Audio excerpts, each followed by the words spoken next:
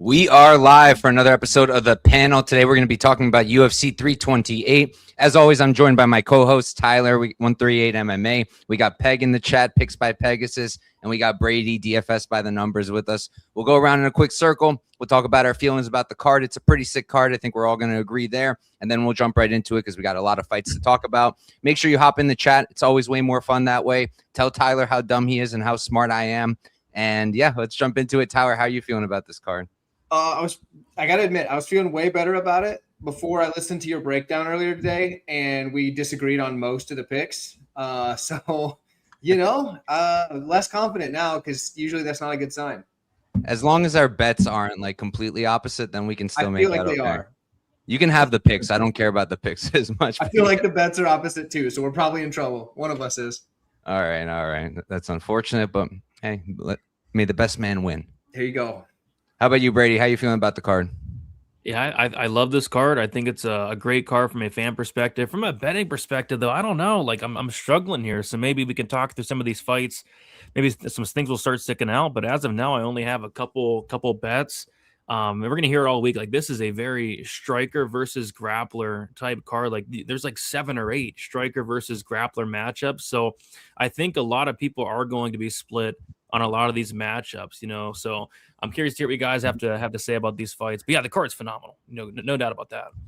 Super binary card. That's the thing that I'm a little worried about. And like I'm surprised the matchmakers kind of did this because binary fights can be really boring if the grappler is getting the better of it, of the striker.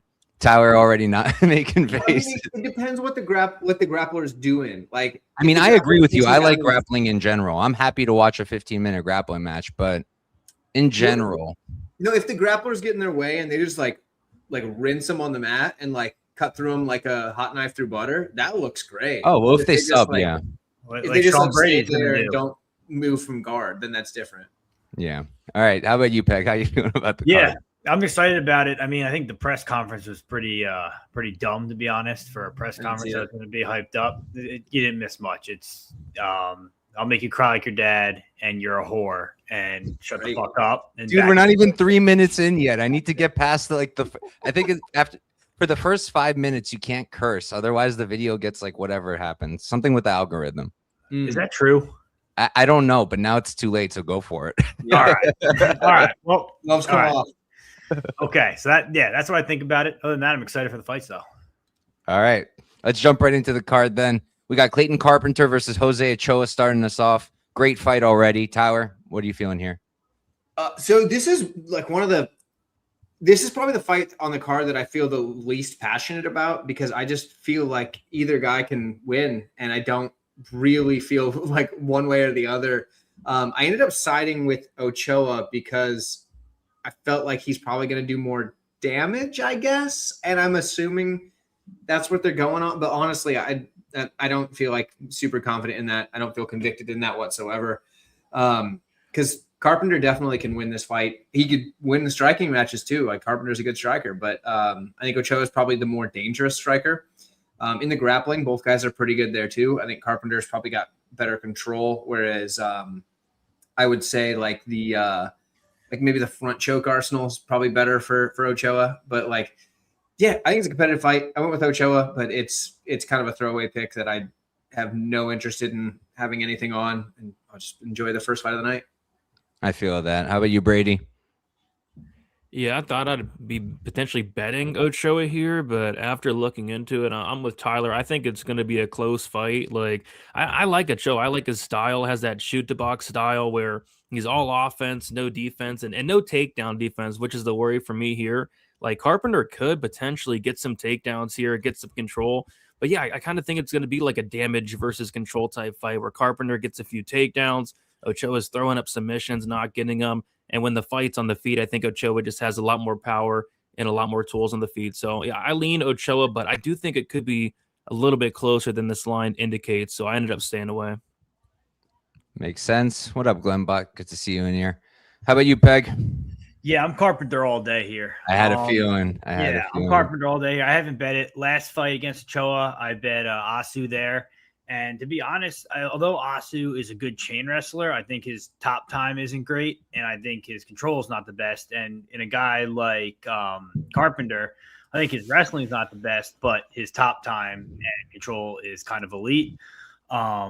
That being said, people forget that, you know, he was a karate fighter before he got into wrestling and MMA. So, like, he can strike. Sure, it's probably not going to compare to Achoa on the feet, but he could definitely win minutes standing. And if he starts to wrestle, it could look way better. I think it was Brady said, like, Achoa gets taken down. He could definitely get taken down. And I think if Carpenter gets on top of him, it could look good. And one of these guys is big favorite. The other guy's plus 145. So I'll take the dog here.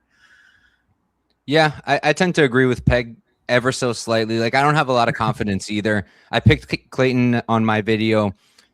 I mean, you're giving me a striker versus grappler where I feel like it's pretty even. I feel like Clayton, like, I'm going to prefer the grappler at plus money. And like, I also feel like this isn't as binary as some of the other fights on this card where, like, we're going to talk about them soon, but there's guys who literally just cannot strike, and Clayton can strike. And the thing with Achoa, like, I've always been really high on Achoa. I played him plus 300 against Loney Kavanaugh, and I thought he did pretty decent, all things considered there. Look at Loney now. And like, his level of competition has been good too, but I feel like he's very tentative on the feet, which is kind of unusual for a shoot box guy. I feel like he's not throwing as much output as I would expect from him. And he is also very kick heavy. And when I was looking at the Asu fight with him, like, a lot of those takedowns came from kicks, and that can cause two problems, right? Like, A, Clayton can catch them and bring him down to the ground. That's how he took down Tagir.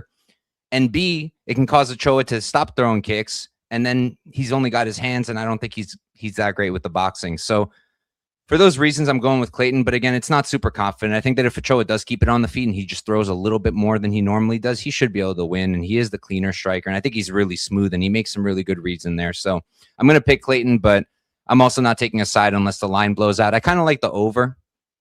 I don't hate the over 2.5 or the fight goes on this. I don't think it's a terrible price. It is chalky, but I don't think it's terrible. But other than that, I don't love much. I think Ochoa has a clinch advantage as well. I meant to mention that. That's a good point. But all right, moving on. We got the Jordan Santos versus Baisengur Susurkayev. That guy pisses me off so much. Brady, start us off for this one. Wait, why does he piss you off? It's just so annoying, dude. Like, what are you doing in there? You know, like, why? Why are you acting this way? I just feel like some guys pull up and, you know, it's funny and it's cool. Like Kevin Holland in like 2020, it got old. It got old quick. But in 2020, it was cool. What he does isn't cool. You know, like Bobby Green, most of the time it's cool. It costs people money when they back him and he starts clowning around and the judges don't like it. But it's funny. I don't like when Susurkayev does it. I think this guy's really talented, but yeah, plays too much. I agree. Like, he's playing too much in there. I mean, he's minus 1,500 against like Eric Nolan and Eric McConaughey. You should be starching those guys. But I mean, that McConaughey fight was low-key competitive at moments. And I know he got the third round knockout, but I was like, dang. And then against Eric Nolan, got rocked really badly. And you could see it in that fight. He was like smiling really big the entire time. Even when he got rocked, he was smiling. It's like, you're in a fight, dude. Just stop smiling, man. And he's probably going to smile here. So I don't want to lay minus 650 on this guy, but the Jordan Santos, he's not it for me. I think Santos is extremely tough and durable, and he has solid volume, but skill for skill, it's like Susurkayev's the much, much more skilled fighter. So yeah, I would like to see Susurkayev kind of, you know, stop playing around in there, you know, take it more serious and go out there and look minus 650, minus 750. But I think he wins. I'm just not sure how he wins because Santos is super tough. He's never been knocked out. He's eaten big shots. I can actually see maybe a decision here for Susurkayev potentially, but this is another fight I don't have a ton of interest in from a betting perspective. I was so mad about this fight that I didn't even look at the props. Oh, I'm curious what Susurkayev's decision is now that you It's said probably it. not very good. Not good. It's not good enough. I It's actually looked not. into that. Plus 210. All right, Peg, how about you? Yeah, I'm on the over all day here. It was minus 150, I think. That for me, like you guys said, this guy Susurkayev doesn't take it seriously, and on top of that, like Santos isn't a quitter for whatever it's worth. Like, he's a guy who fights well. He's got decent jiu-jitsu. He's got good striking. He's tough. He's got a good chin. Like, if Susurkayev wants to play around and do what he normally does, like, I don't see him like cutting through a guy like Santos. So, I mean, over 1.5 seems fine. Like you said, it took till round 3 for him to finish McConaughey. He's kind of like dragged fights on. So for me, I think the over is fine here. Yeah, I don't hate that. I like Susurkaev to win. I think that it makes sense for him to be a favorite. I think Santos is just too hittable. I know he's really durable, but like Susurkaev is really sharp, and I do think he hits hard. And maybe if you can't take him out to the head, go to the body. I think the body work could be good. The teep kick that he used on the Contender Series could be solid, or he can just grapple if he wants to not fool around. I feel like he's not going to do that, though. I feel like he wants to put on a show, and he wants to try to get fans and whatnot. So he's going to try to strike, and he can win in the striking too. I just think it would be a lot easier to grapple Santos, but I'd be lying if I said I'm not a little tempted on the Santos side, like plus 470 on FanDuel, plus 500 on DK. I was looking at the decision before the show, plus 1,200 for Santos. Don't hate that. Don't hate that if it gets extended. Like, he throws a lot of volume. He tries hard. He's a dog. And I don't think he's bad in his own right. I think he's a pretty good fighter, too. It's just the defense is kind of a problem, both in the striking and the grappling. So I think Susurkaev gets it done, but plays too much. How about you, Tyler? So I want to mention the Eric Nolan fight for Susurkaev. I think that fight's going to age very well. I think people are going to be surprised like how good Eric Nolan is, and like short notice up a weight class didn't do him any favors. But Eric Nolan's really good. Like he's UFC level. He's better than a lot of the prospects that these guys have been signing lately. So I think dude hits hard too. Yeah, and I think in hindsight, people are going to look back and say that's a good win. So I don't fault him for that one because he did the McConaughey one. McConaughey's getting better. Like I think he's getting, and like if you guys like, I know hindsight's always 20/20 and everything, but like if you guys remember when McConaughey came in to the UFC, I think everybody and their mother was picking him except for me against what's his face? I picked I picked Ruzi to get him, but like everybody was picking McConaughey like he was this like good fighter. So everybody thought he was good at one point, and then they all just turned on him because he lost. So I don't know. I think McConaughey is better than he gets credit for. He's got a pretty good record in the UFC. McConaughey does, so it's not like he's a bum. Like, so I don't know. I think Susurkaev is. I think he's fine. He's doing well enough. I think he wins this fight at a high clip. I don't think Santos is extremely skilled, but I think he makes up for his lack of skill with work ethic and just like God-given durability, because he can take a punch for sure. He's steady. Volume's there, cardio's steady. Like he's not pushing a high pace, but he's not wearing himself out. So he's going to beat some guys doing that. But at the same time, if you're a guy that's losing to Ozzy Diaz, I don't think you're losing to you're beating Susurkaev. So yeah, I think Susurkaev is like a rightful massive favorite because I mean it's not like Santos has the one shot power to put him down. If Eric Nolan isn't putting him down, if Eric McConaughey is not putting him down one shot, those guys I do think both hit harder than Santos. So I think Susurkaev is safe here, even at a ridiculous number. Fair enough. All right, moving on. We got No, we don't. I jumped. We got Pat Sabatini versus William Gomi. Pegasus, start us off. This is a William Gomi spot. I made him spread of the week this week. I think he can survive the grappling of Pat Sabatini. I think he can fight it off. Even people are talking like Pat gets to the ground, he's like instant subbed. I don't think that's the case at all. He's under, as Dravi likes to talk about, Nicholas Ott. You'd think it's like Drav's boyfriend. The way he talks about him. Ott. He loves it. Like, don't get me wrong. Look what he's done with guys' careers like I'm Evolved, BSD, things like that. He brought in a ton of grapplers for Gomi for this fight. And like the thing about Pat Sabatini, right? Closing the like everything up until he gets to the cage isn't that good. And I think, with the footwork and the large cage, I think Gomez is going to be able to find the shots, hit him with knees, show him the uppercut to get him to keep him off with the grappling. And, Pat's chin's not the best. And people forget, like, Gomez is only 28 and Pat's 35 now. So it's like, I don't know, you're getting huge odds at like plus 180 on a guy who's an elite striker, only improving. And Pat Sabatini is kind of like cage grapple, takedown, or bust here. Like, I don't see him winning minutes on the feet by any sense of the word. So I don't know. I think the dog is fine here. I think he probably wins by like round 3 knockout. All right. I like it. I'm with you. I like Gomi too. Don't peg him, Pegasus, but for me, it's like I like Sabatini in general. Like I like his grappling. I think his jiu-jitsu is really, really good. I think that his wrestling's pretty good too, but his striking is really bad.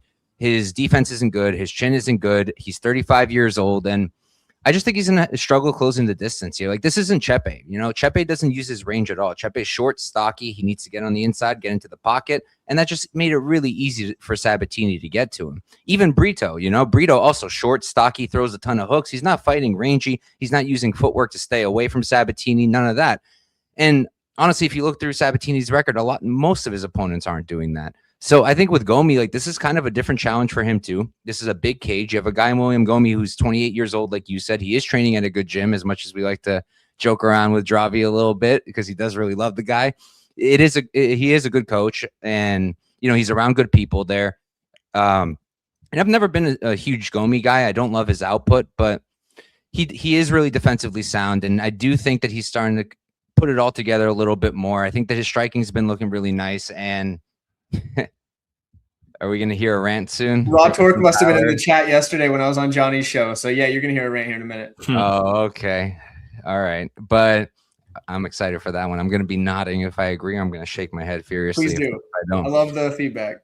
But I do think that Gomi's going to be able to handle this. And I do agree with one thing that Peg said. I think that Sabatini, he's not submitting a lot of guys in the UFC. He's submitting guys with really poor ground game, sure, but I don't think that Gomi is on that level of terrible ground game. I know he's been in some poor situations. I know everybody's pointing their finger at Francis Marshall. How long ago was that fight?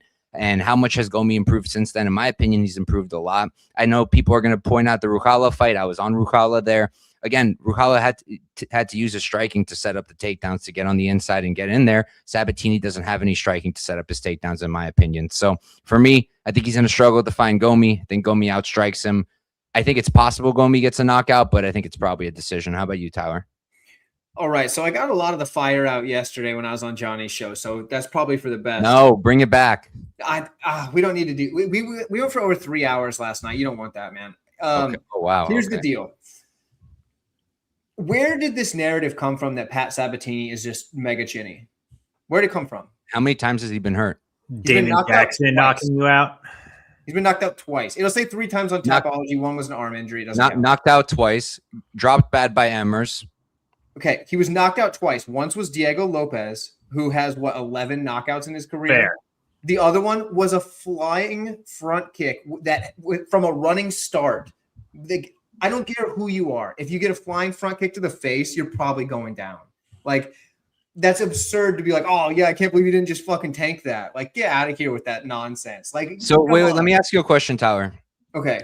Who hits hard that he's fought that Sabatini's actually handled the punches from? I mean, usually he's not getting hit, so I don't know. But like, because I mean, like, I thought you were arguing he's not chinny. And then when he gets hit, he gets knocked out. Bro. I don't know how he's chinny though. Like, it's a different argument if you're saying he's good at not getting hit because he grapples so much. That's a different argument. It's also a different argument to say he's chinny when you haven't seen him get hit more than. But every time someone who has power lands, they finish him or knock him down. And if Emmers wasn't completely stupid in there, he finishes that fight.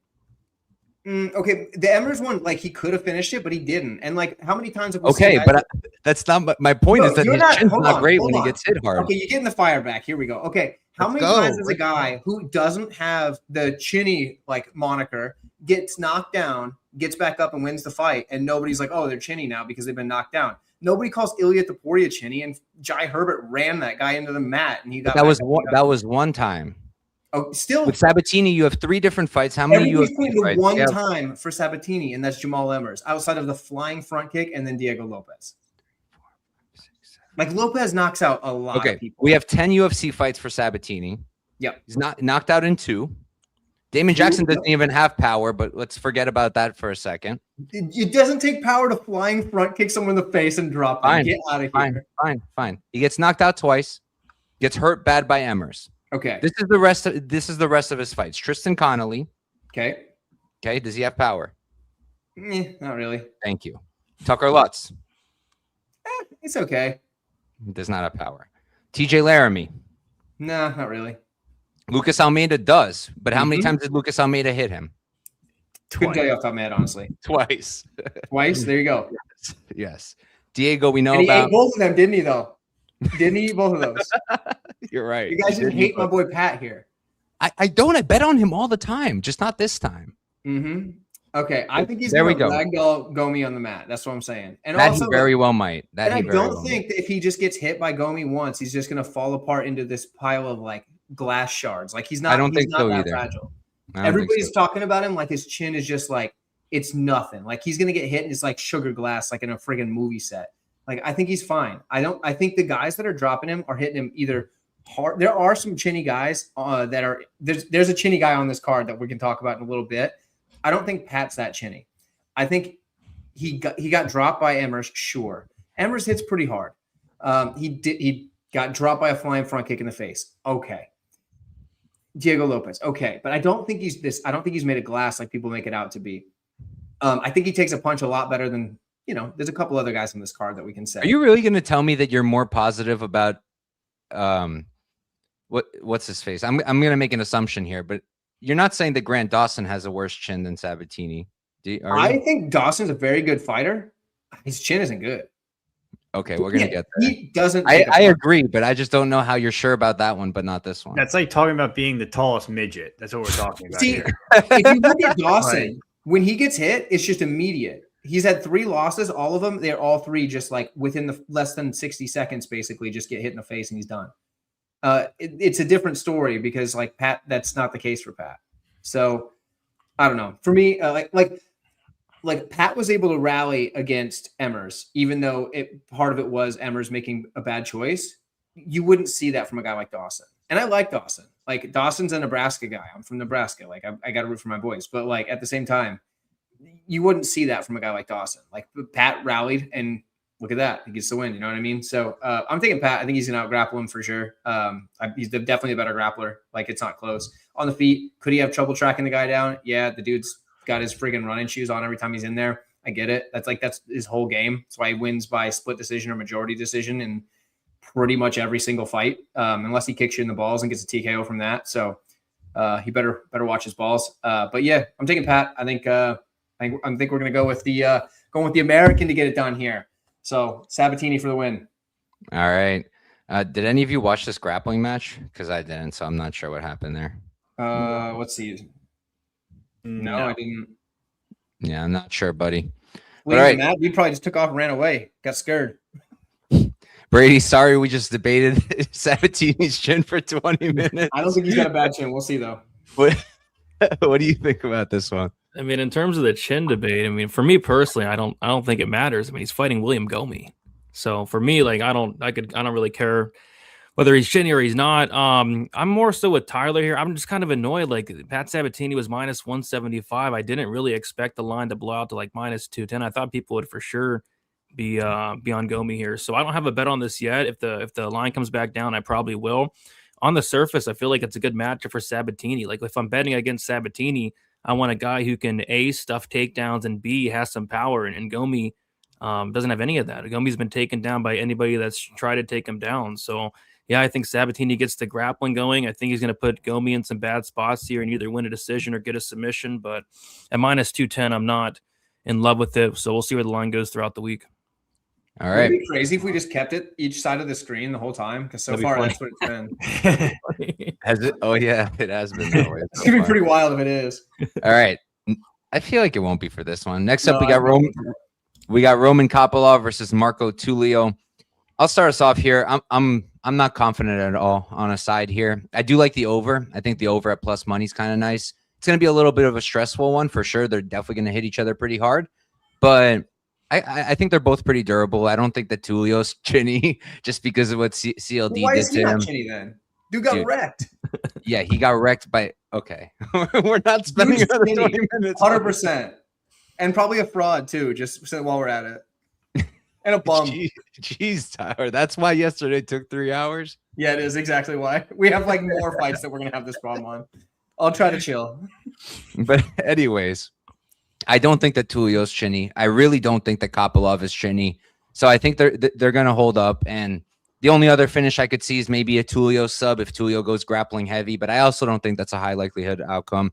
I think that Tulio's grappling is pretty good, but he uses it mostly when he's uncomfortable in the striking. And I also think that Kopalov's improved a lot in the counter grappling. This isn't the same guy who got submitted by what's his name? Roberson. Carl. Yeah.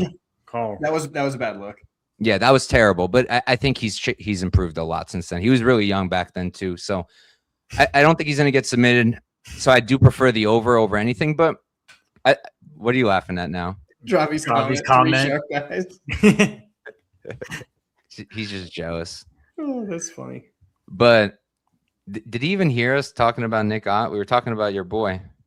Yeah, he did not hear us talk about his boyfriend Nick Ott. No, probably not. But anyways, back to my breakdown, guys. I think it's a competitive fight. I don't see a major edge on either guy. I think that the value is probably on Kopalov, but I can't bring myself to actually betting him. I feel like sometimes it's hard to trust him. I think that sometimes he's a little bit too tentative. I think sometimes he looks really gassy. So for those reasons, I don't really want to take him as the dog, even though I do think there's value. I think he's a lot faster than Tulio. I think he's sharper than Tulio. I think if his footwork holds up for all 3 rounds, he could kind of outclass Tulio on the feet, maybe. But I'm going to pick Tulio just because I do think he has more power. I think he's going to be the one moving forward. I think that they're both going to throw a lot. I think he's going to land a little bit harder. And if anyone does have grappling success, I lean towards it being Tulio. So I'll pick him, but not a ton of confidence. How about you, Tyler? Okay, so this one's interesting to me because I had a little bit of trouble picking this one at first. And at first, what jumps out the page is Tulio does have a grappling advantage, right? He does.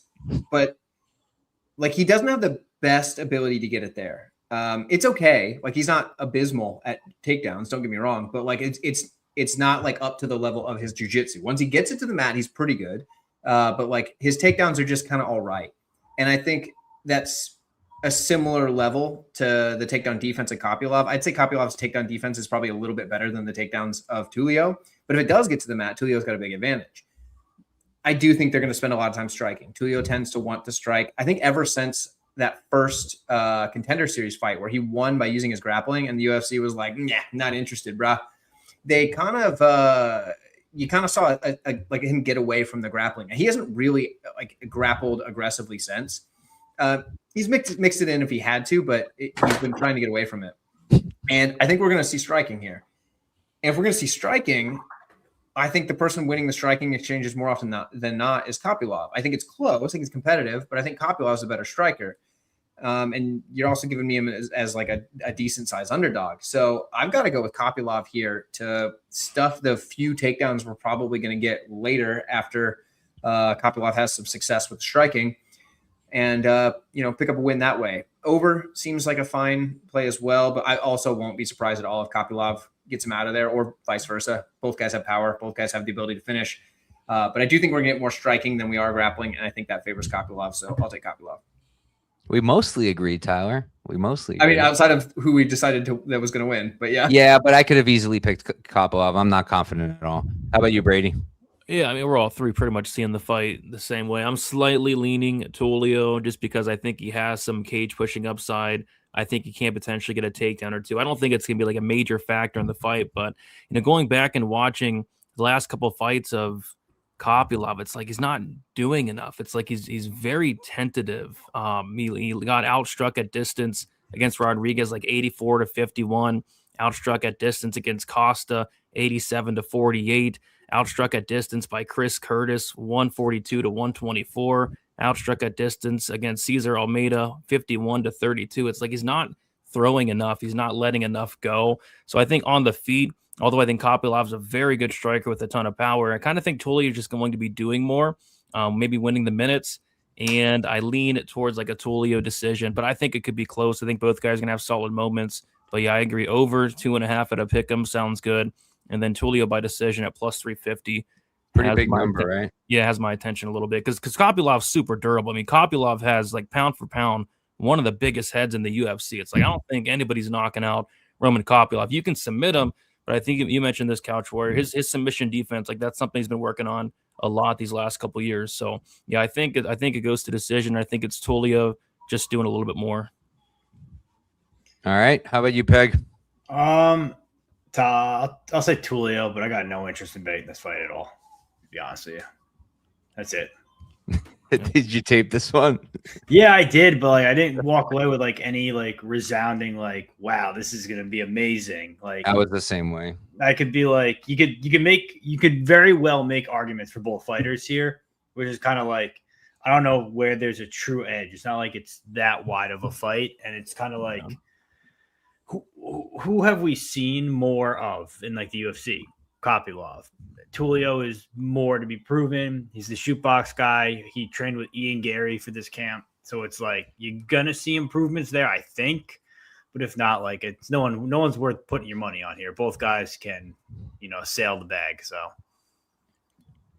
All right, sounds good to me. You guys see this new strength of schedule feature on Tapology? No, people keep talking about it. What is it? It's like if you pull it up, it like shows like, for example, for Kopalov and Tulio, I guess it's out of 100. I can't really tell because everyone's got a pretty low score except for Strickland and Volkov. Tulio's schedule has to be pretty low, right? So they have Kopalov at a 34 and Tulio at a 10. Yeah, 10 makes sense. His two wins are Tresean Gore and Ihor Potieria. So 10's like towards the bottom? I would assume so. I got to read their thing. I mean, here's Susurkayev and Santos. Susurkayev has a 4 and Santos has a 6. Wow. 4. Jeez. I'd say Susurkayev's beaten better competition than Tulio. Tresean Gore's bottom of the barrel. I mean, I know he won his last fight, but and then Ihor Potieria, come on. Wait, but you look at it and you see Amisov has a 7 and Joel Alvarez is a 37. Well, so I guess because he's only fought Magny in the UFC. I guess. Yeah, Magny's good. I don't know. Yeah, that's the thing. I wonder what their metrics are based on. They need it's probably because Tapology has those weird rankings too. Like their rankings are very strangely done. Very so strange. I think that's probably affecting the strength. Yeah, it's also probably like where their opponents have went. Like Joel Alvarez, like sure his strength schedule was decent, but like Arman Tursukin, for example, is number 2 in the division. So it's like that probably scaled very high. That's why this is 37. So, but even that, like, is 37 high? Because then you look at Strickland. Strickland's got 74.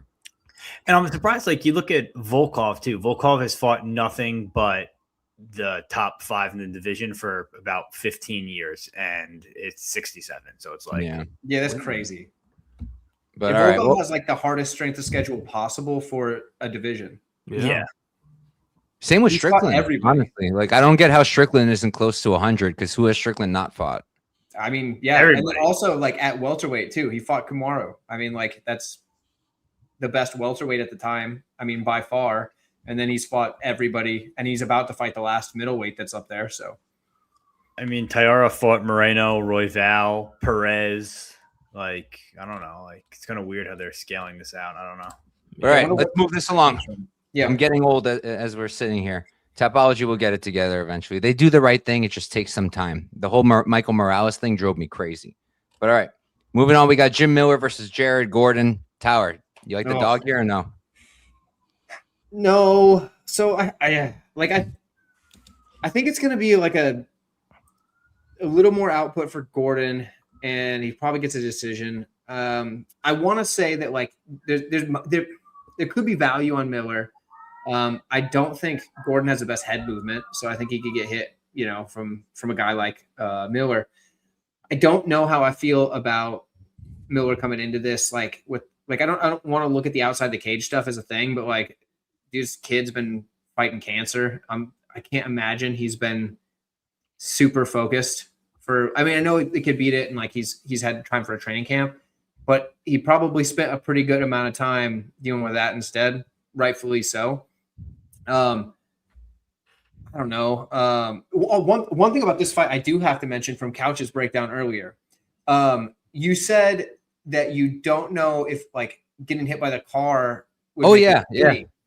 Okay, I have some so my wife got hit by a car while she was riding a bike like a couple of years ago, like a bicycle. She was on, and like the person just like started at a traffic light, so they weren't going like super fast. Jeez.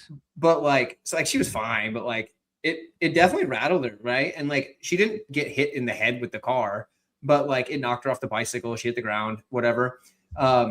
She was able to run home because her bike was trashed. So she like literally ran back home because it was a long walk, right? But yeah, she was like, she had like a headache later and stuff like that for like the next like 2 days. So probably got a concussion, no? Exactly. So getting hit by a car, even if you don't get hit like in the head by they don't have to run over your head. Like you said, did she like fall off the bike? Yeah. But she wasn't like going fast or anything because she was just crossing like a crosswalk. and a car started going without looking, and they just like hit her, whatever. She was supposed to have the right of way, but they didn't. They were turning or whatever and didn't look for a pedestrian. But anyway, so yeah, like it definitely does make you chinny. So I wanted to. I think I was just kind of imagining like a bump, like I can't imagine that he got hit that hard and he went and fought. Like, I mean, she didn't get hit that hard either. It's just no, but like she got hit while I was on a bike, like even softly, Yeah. like that's still a hit. Like Yeah. I'm imagining like he stepped up on the crosswalk and a car he said, like, "I'm backed walking in, here," type of thing. and like a car backed into him and bumped him. Like that happened to me once. I was totally fine. Yeah. Maybe it was a little bit harder and that's why he had the knee sleeve, but like I feel like in order for the car impact to really affect his chin. Now I'm not a doctor, so I could My guess is it took him to the ground. $1,000,000% wrong, but I just imagine that if a car's going to hit you hard enough that your chin is affected, there's no way you're going to fight the next day. Like how? See, I actually don't know, because like I could see him thinking he feels fine until all of a sudden when he gets hit and like it comes back. I guess like, this is a good point too. Yeah. So I genuinely think that did play a role on his chin, but so I think his chin will be better here. I don't think that's a major concern. Maybe I'm wrong, but I'll take Gordon to win a decision by volume, basically. But yeah, not mega confident. I think probably decision though. All right. How about you, Brady? Yeah, same. I mean, you got to go Jared Gordon here, and he does have, some potential chin concerns. He's been knocked out a lot, but I don't think 42-year-old Jim Miller is going to knock him out. I don't think Gordon's going to get guillotined here. So for Miller to win this fight, he's probably going to have to catch him early, and I'm not sure how likely that is. So yeah, Gordon, it's tough laying minus 300 on a guy that just got hit by a car. But yeah, I think he should roll. Just doing a little bit more, maybe occasionally mixing in the takedowns over the course of the fight and winning by decision, maybe getting a late finish, just because Gordon typically a decisionator, but lately he's been really sitting down on his punches and knocking fools out. But Jim Miller's next level tough, even at 42. So yeah, I think it's Gordon, and probably Gordon by decision. I'd rather much play the decision prop around minus 120 than lay the minus like 300 on him. Yeah, actually, I see the decision prop at plus 100. I'd rather play that. Makes sense. How about you? Yeah, agree with everyone else. Gordon by decision. I'm rooting for Jim Miller. Don't get me wrong. Yeah, 100% want Junkyard Dog to win, but at 43, it's tough. Yeah, I was mulling over some kind of Jim Miller play, but I also don't think I'm going to get there. Like, I feel like Gordon's kind of old too, and I feel like he's taken a lot of damage. So I really do think that Jim can still hurt him. Like, how long ago was the Bobby fight? 2 years ago? I mean, when Bobby headbutted him? Huh? That's crazy. No, not Gordon, Bobby. Jim. Jim Bobby. Okay, I got you. Because Jim did hurt him there more than once. But it's been a while, but power is one of the last things to go. Like, I feel like a club and sub can happen. I don't know if he's gonna like knock out Jared cold, but like maybe a club and sub. But yeah, I'm probably not gonna bet on it. I'm probably just gonna pass and root for Miller, but I will pick Jared Gordon. How is Jim Miller's strength of schedule score only 24 when he's fought in Dustin Poirier, Charles Oliveira, Dan Hooker? Yeah, let's not get into it because this doesn't make any sense. We'll let Tapology fix it. They'll figure it out. This is fraud. I will say the Tapology folks are really responsive when you message them, because oftentimes when I'm taping these like ridiculously like crazy like regional fights or whatever, I'll find like discrepancies in like the actual outcome on there. If you just message them, they get it fixed like right away, and like they usually respond to everything else I've sent to them. So you can always ask them in a message, and it's like it's the people that just like tag them in a post and like try to make them look bad that they don't like. But if you just message them directly and ask them, they're usually pretty cool. Did he fight Charles Oliveira twice? I think so. Miller? Yeah. I think so too. He did. I mean, this is unbelievable. But all right, moving on. We've got Grant Dawson versus Mateusz Rebecki. Brady, start us off with this one. I mean, when you say binary, I mean, this is probably the most binary fight on the freaking card. It's like either Rebecki's going to knock out Grant Dawson within the first couple exchanges, or Dawson's going to get his game rolling and, just maul Rebecki on the ground. I think Dawson he's such a skilled fighter. The wrestling's incredible. He used to have cardio issues no more. He's getting tons of late finishes, second and third round finishes. The grappling's really good. The control's really good. And then since coming to AT&T, that ground and pound's coming along as well. And Yeah, I mean, whoever wins this fight is going to look minus 1,000. I guess I'm leaning Grant Dawson, but it's terrifying to back this guy at a chalk number minus 165. Like, it could end so poorly. He can end up getting knocked out literally with the first punch. But I think he's going to get to the grappling. I think he's going to get to it early and often, and I think he's going to pretty much maul Rebecki. I think he's going to use some ground and pound. I can see him opening up some cuts on the face of Rebecki. Rebecki cuts up very, very easily. I could potentially see like a late TKO for Dawson, maybe a late sub. I kind of don't mind the fight doesn't go to decision at a pick 'em because I think all of Rebecki's win equity is a knockout. And like I said, Dawson has 6 finishes in the UFC. They could potentially see a late finish down the stretch. So I kind of like the fight doesn't go to decision more than anything. I lean Dawson, but Rebecki KO is super live. Rebecki KO 1 is super live. Dawson 3 losses by knockout. I think all 3 come in the first round. Round 1, yeah. In the first minute, I think. It's also plus 600 for that round 1 KO. It's probably how Rebecki wins. So yeah, what's the first 60-second KO? Oh, it's probably something big. It's probably because that's how he wins. Yeah, agreed. All right, how about you, Peg? Yeah, I don't know. This is another interesting one where it's like ATT versus ATT guy. You know, they train together, so it's like they already know what's going to happen in this fight before anyone else does. So it's like, me personally, I played the early price on Dawson at minus 130. I think he gets his grappling going. I think the late finish props plus 2,500 round 2, plus 3,000 round 3 for Dawson are probably pretty good as well. By KO, right? Yeah, by KO, correct. So I don't know. I think those are pretty good looks. I think Dawson gets his game going. I mean, like we said, these guys are in the training room together every day. They know how this goes. So I think it's just going to be levels here. All right. I guess I'm the only one. I like Rebecki here. I'm going to rock with him. I don't think it's binary, personally. I mean, I think it's binary in that if Grant is going to win this fight, he should be grappling. And if Rebecki's going to win this fight, he should be striking. But I don't think it's binary because Rebecki's a grappler too. Like, that's what he's strongest at. He wrestles, he grapples. His jiu-jitsu is pretty good. He's a grappler, in my opinion. I think he can strike, unlike Grant Dawson, which is why I like him here. And I think that unlike Grant Dawson, I think that he can actually take damage. He can keep moving forward. I think he's got that dog in him. I think that he's a good hammer and a good nail, whereas with Dawson, I think he's an amazing hammer. I think he's a very terrible nail. And I just also, like, for me, it's this. If Grant Dawson isn't able to consistently take down Rebecki, especially early, I just have a really hard time picturing what it looks like Dawson surviving on the feet against Rebecki. I don't know what it looks like. I feel like Dawson's striking has maybe gotten a little bit better. I don't think he can string together 15 minutes of striking on the feet. I really don't.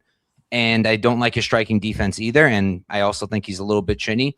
I'm not convinced that Rebecki knocks him out. I think he's going to knock him out, but I don't think it's going to be like an early thing necessarily. I think it might happen later. I think if he's stuffing takedowns, Dawson's just not going to be able to keep it up and he's going to get hurt eventually and he's going to go down.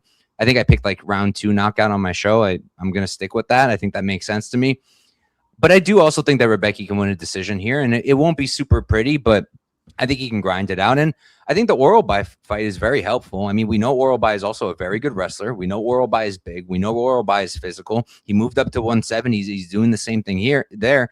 And what's the difference between Dawson and Oralbai for me that makes the difference here is Oralbai was able to compete on the feet, and Oralbai also's got that dog in him, and he's also got a crazy damn chin. You can't say the same about Dawson. So can Dawson come out here and blanket Rebecki? 1,000,000%, that's a possibility. I just don't think he should be a wide favorite. I think that Rebecki can win this fight. I picked him outright. I'm going to rock with him. And yeah, I think people are sleeping on his own grappling too. He's a good grappler. I don't expect him to come out there and grapple Dawson offensively. Honestly, he's the type to try it.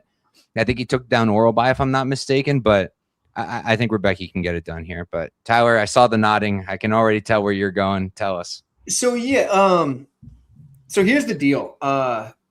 For Dawson and Rebecki, is that how you say it, or is it Rebecki? I don't know. I always hear Annex say Rebecki or something like that. I don't know. I feel like Brady's saying it right.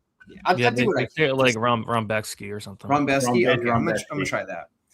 Okay, so they train together, right? And we saw something similar with Moicano and Duncan. And I tried to tell people this in my video, and they all told me I was retarded. So that's cool. I tried to tell them that Moicano wasn't taking that fight against Chris Duncan unless he knew he was going to win. Because there would be zero reason for that. Moicano, why would he take a fight with Chris Duncan unless he knows he's going to win? He's the guy with everything to lose and like nothing to gain from it. And so when I told everybody that Moicano was going to win and they said I was retarded, I was like, what am I missing? That doesn't make any sense. It's the same thing here. Knowing what I know about Grant Dawson, unless like he just doesn't take this fight against Rebecki, like unless in the training room he's dominating those exchanges. It is a little different in this case because I don't think he can take a punch like at all. So that's unfortunate, but it's the truth. Stromsburg, Nebraska's own, so I'm rooting for Dawson. And I think he wins. Like if it goes to decision, if somebody is like, hey, the fight went to decision, who won. It's Dawson. There's no way Dawson makes it to decision and loses to Rebecki because he's either unconscious long ago or he won, So I think Dawson wins. His back control is the best in the UFC at this point. Like I know people say like Aljo's and everything, but like I've never seen anybody get out from Dawson's back control. Like it's lights out. So if he can get to his back, the round's over and he might finish.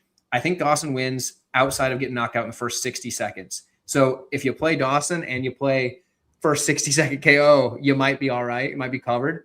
But yeah, I think it's Dawson for sure. He's the better fighter overall, but could get you in real easy. All right, I'll rock out on my island for that one. Moving on, we got Yoel Alvarez versus Yaroslav Amisov. You guys know I'm hyped for this one. Peg, starts off. Yeah, I did Alvarez finish decision no action at plus 100. I think if there is a finish, it probably comes from his side. Although after giving it further thought, I do worry about Amisov's submission game and the way he passes guard. It's elite. But like we said, people are putting too much credit into the Jason Jackson knockout to think that Amisov gets finished so easily. But I think if there is finishing upside, it's probably more towards Joel Alvarez. I do think this is a step up in competition. Most people aren't saying that for Amisov just because, Joel Alvarez looks fucking good, especially at 170. So I think that's the way to play it. I don't mind the Amisov decision bets either. I think I could see a way where, everyone's saying Joel sits in his back or tries to play guard and gets decisioned. But, and plus Amisov's ground and pound isn't like anything to write home about. I don't think it's anything to worry about in this case. So I don't know. I think that's the way to play it. I like overs as well. I think overs are also fine. Yeah, makes sense to me. I like Amisov here. Surprise, surprise. I might be a little bit biased. We finally have a good Ukrainian in the UFC. So, okay, I'm sorry, but it is what it is. Before that, we had Igor Peterius. So excuse me if I'm a little happy about it. But, yeah, I think it's a great fight. I think Alvarez finally got to move up in weight to welterweight. He's wanted to do this for a while. The UFC wasn't letting him because they knew they had a prospect and they wanted to keep him at lightweight because it's a division where the younger guys are having a very hard time getting past the old guys. But he had to move up. He kept missing weight, and I'm glad he did. He's already filled out into the frame. I thought he looked really good against Luque. And, he should have gotten the finish there probably twice, but it is what it is. He showed he can go the distance too. His cardio has improved a lot. That was a problem I had with him a long time ago.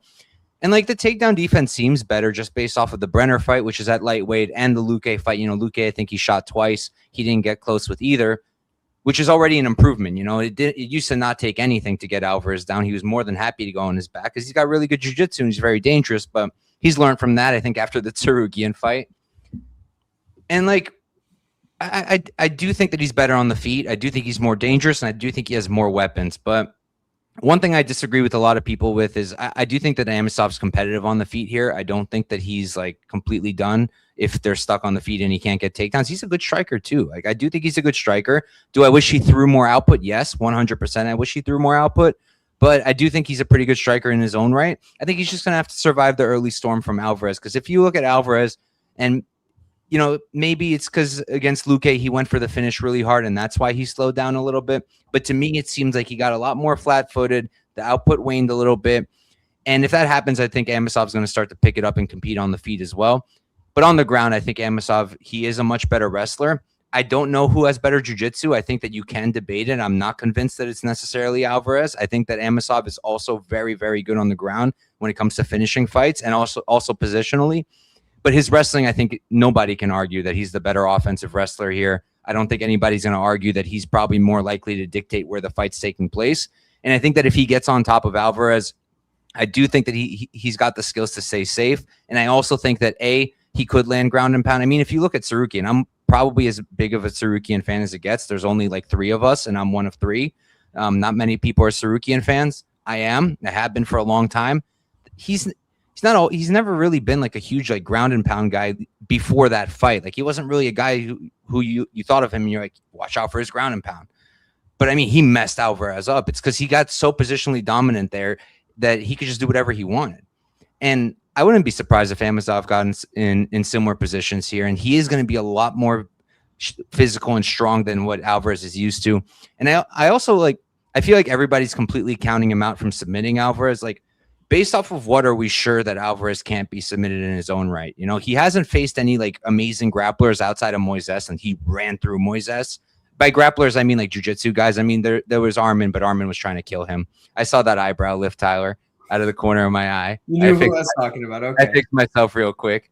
But like he's fought good wrestlers, but he hasn't really faced jiu-jitsu guys, again, outside of Moises, who he just ran through. But yeah, I think Amisov's going to win, but I do think it's a good fight. And of course, Alvarez can pull it off. He's a very good prospect in his own right. I don't understand why they made this fight. That's my bigger question. Like, these are probably 2 of the better prospects you have in the division. Like, why would you do this? But all right, what do you think, Tyler? I think they're doing it because the winner jumps himself way up, but I don't know why they would do it now, considering they already have a logjam at this division. So a major one, like a big one. Yeah, like enough that it's like there's no reason to like force another contender. But I'm taking Alvarez mostly because he's the dog. Also, my guy Johnny News over on the Patreon he's hammering the Alvarez side. He thinks that's like the best bet of the card.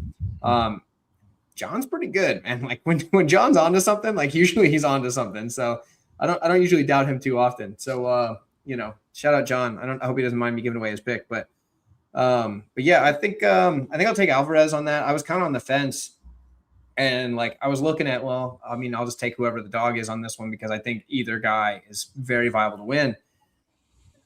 Well, there you go. It's Alvarez. So I guess finish equity is on his side too, but it's not like I'm not saying he can't get finished himself, but I mean, the guy is a known finisher, very much so.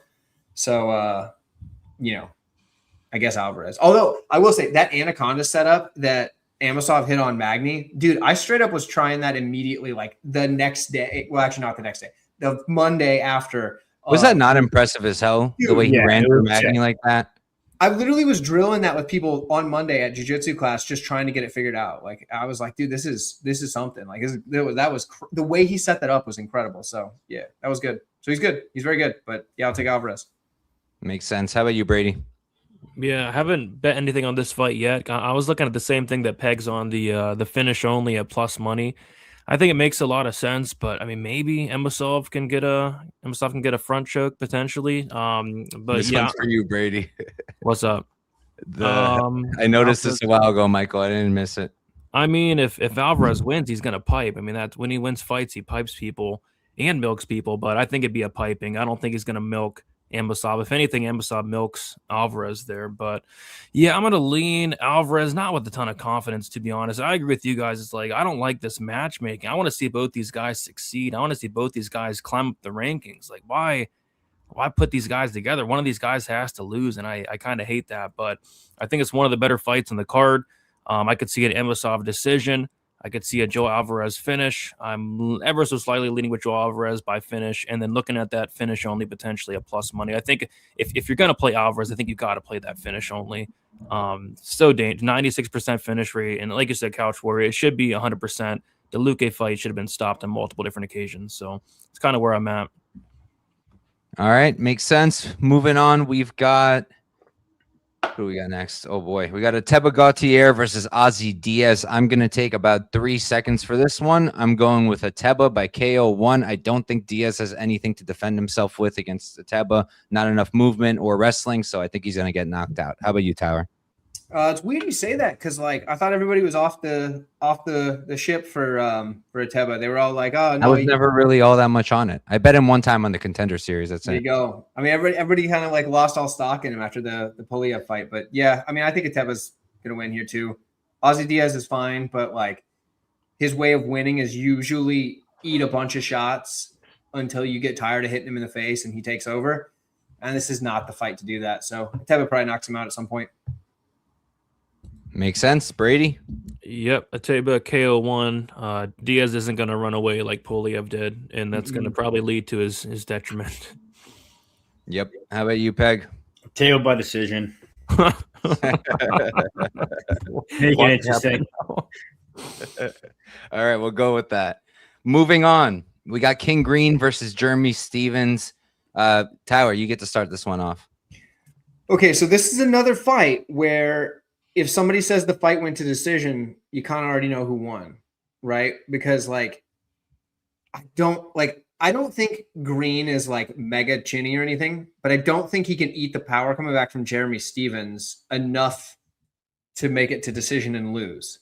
Like the number of shots he'd have to eat to lose a decision is kind of like you're just not eating those shots from Jeremy Stevens. The dude hits so friggin' hard.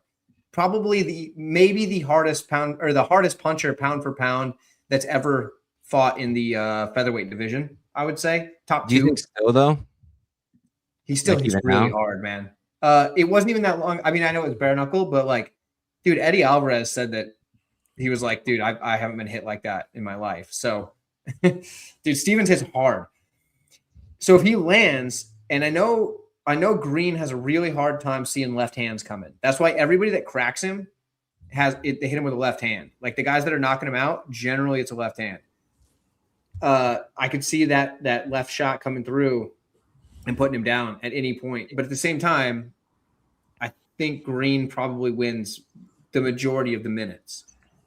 He's probably got a wrestling upside too. And also another thing, like I hate to like look at it like this, but it's hard to ignore that. I'm pretty sure Stevens has won one MMA fight in the last like 8 years. Like it's Miles that Price. long ago. Yeah, and like That's why I asked you if you felt like he still has power, because I was like, I think he still has power. I remember that fight. He's also only been training boxing for bare knuckle. Yep. So I feel like I can't trust Green to go out there and fight the way you want him to win a smart decision. But like if he does, he should win pretty comfortably. But there's the chance he gets knocked out also. But I'll take Green because I do think he's a better minute winner here. And like, come on. I mean, Jeremy hasn't won in a long time. So fair enough. How about you, Brady? Yeah, I mean, dang, I wish I had more faith in Stevens because, man, I mean, Bobby Green minus 420. I think it's getting a little crazy. Stevens plus 320. Is it 420 now? It's at 420. Money's pouring in on Green.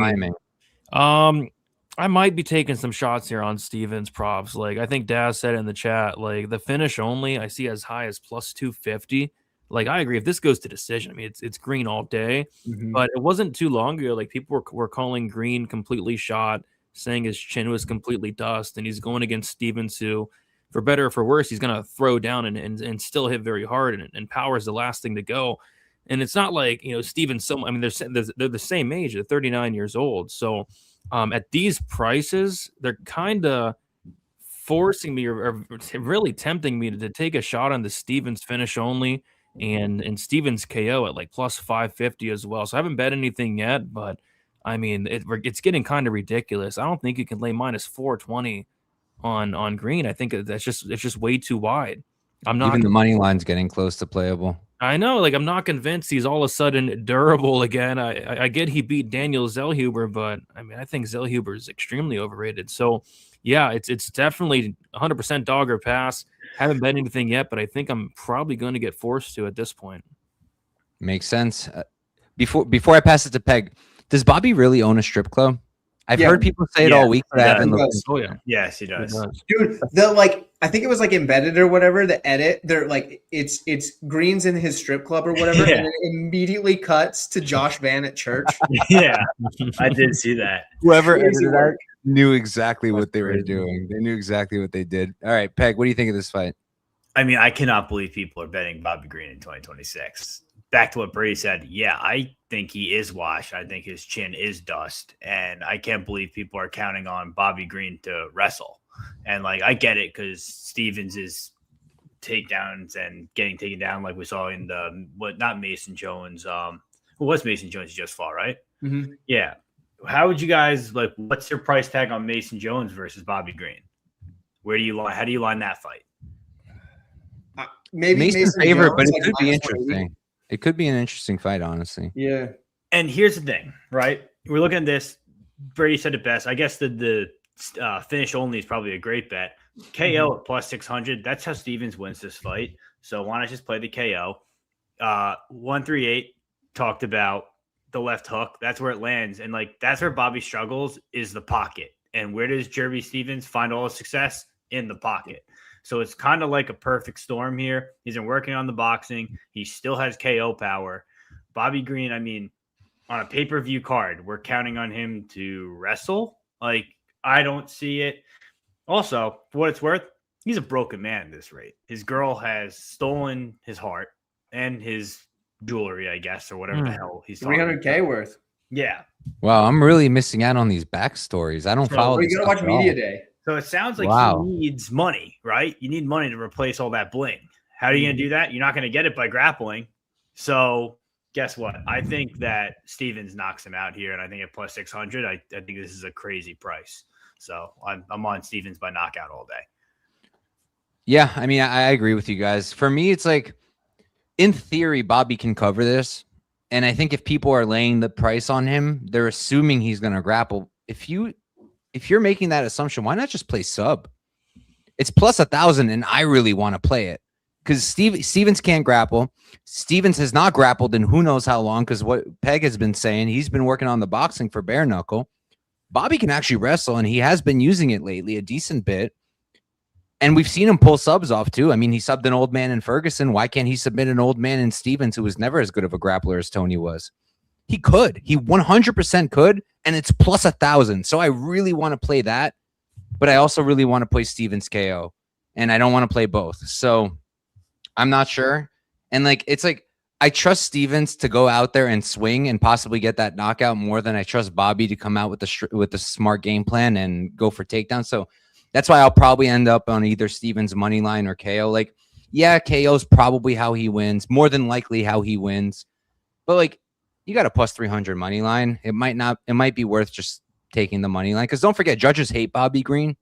When he does get to the scorecards, judges don't like him. He's lost a lot of splits that he shouldn't have because he does all his stupid. Like we were talking about showboating with Susurkayev. Like, if I think about it, Bobby probably does it even worse. Like, especially in the Zellhuber fight, he was playing way too much. And against Gibson too. Yeah, because, well, with Gibson, there's not much power threat. I mean, maybe I'm wrong about that. Look what he did to Chase. But with Zellhuber, watching that fight back, I really felt like if Zellhuber just let it go and went, he was gonna not only win that fight, but I thought he was gonna finish that fight. But he was very hesitant and very tentative, and Bobby was playing. It's just like my main problem with Bobby is you're 39 years old. Your strongest attribute has been your reflexes. The way you're able to roll with punches. That's why you can keep your hands low and come from weird angles. That's why you can move so well. That's why you're so hard to hit. That's why he's been so good. But one of the first things to go, like we say, power is one of the last things to go, right? One of the first things to go is your reflexes and your speed. He's 39 years old. So far, it's holding up for the most part. The durability's not. So already that's one problem. You got your hands down. You don't react quick enough. Your chin's not strong enough to take the shots anymore. And I just don't think he's going to be as quick these days. So I think it's going to cost him at some point, and it really could be this weekend, especially if what you guys are saying is true with the whole needing money thing, and he comes out looking for the 100K bonus. Like, Stevens can knock this dude out. So I'll be on some form of Stevens probably. If you feel strongly about Bobby, I would suggest that put a little bit on the sub. Like, that's his easiest path of victory. He can 100% do it if he tries. Will he try? Probably not, but he could. He could. It's possible he gets a bonus with a sub too, but like, you know. Especially if he does it impressively. Also depends on the rest of the card, but it's a striker versus grappler card. It could very well be that most of the fights are relatively, not a ton of action, and a good sub could do it. Mm-hmm.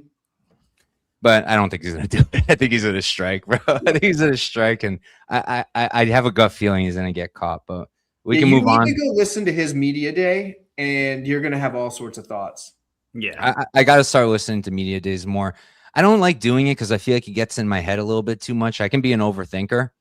So it's easier for me to not listen, but sometimes I feel like I miss out on stuff I probably should have heard. So King Green's got me into doing it. Dravi does a lot of that, like he does, yeah. And he does a lot of the French bullshit too. So it's like it all works out, and like it does make sense. Sometimes you hear things in an interview, they're like, "Wow, I probably wouldn't have thought of that until now."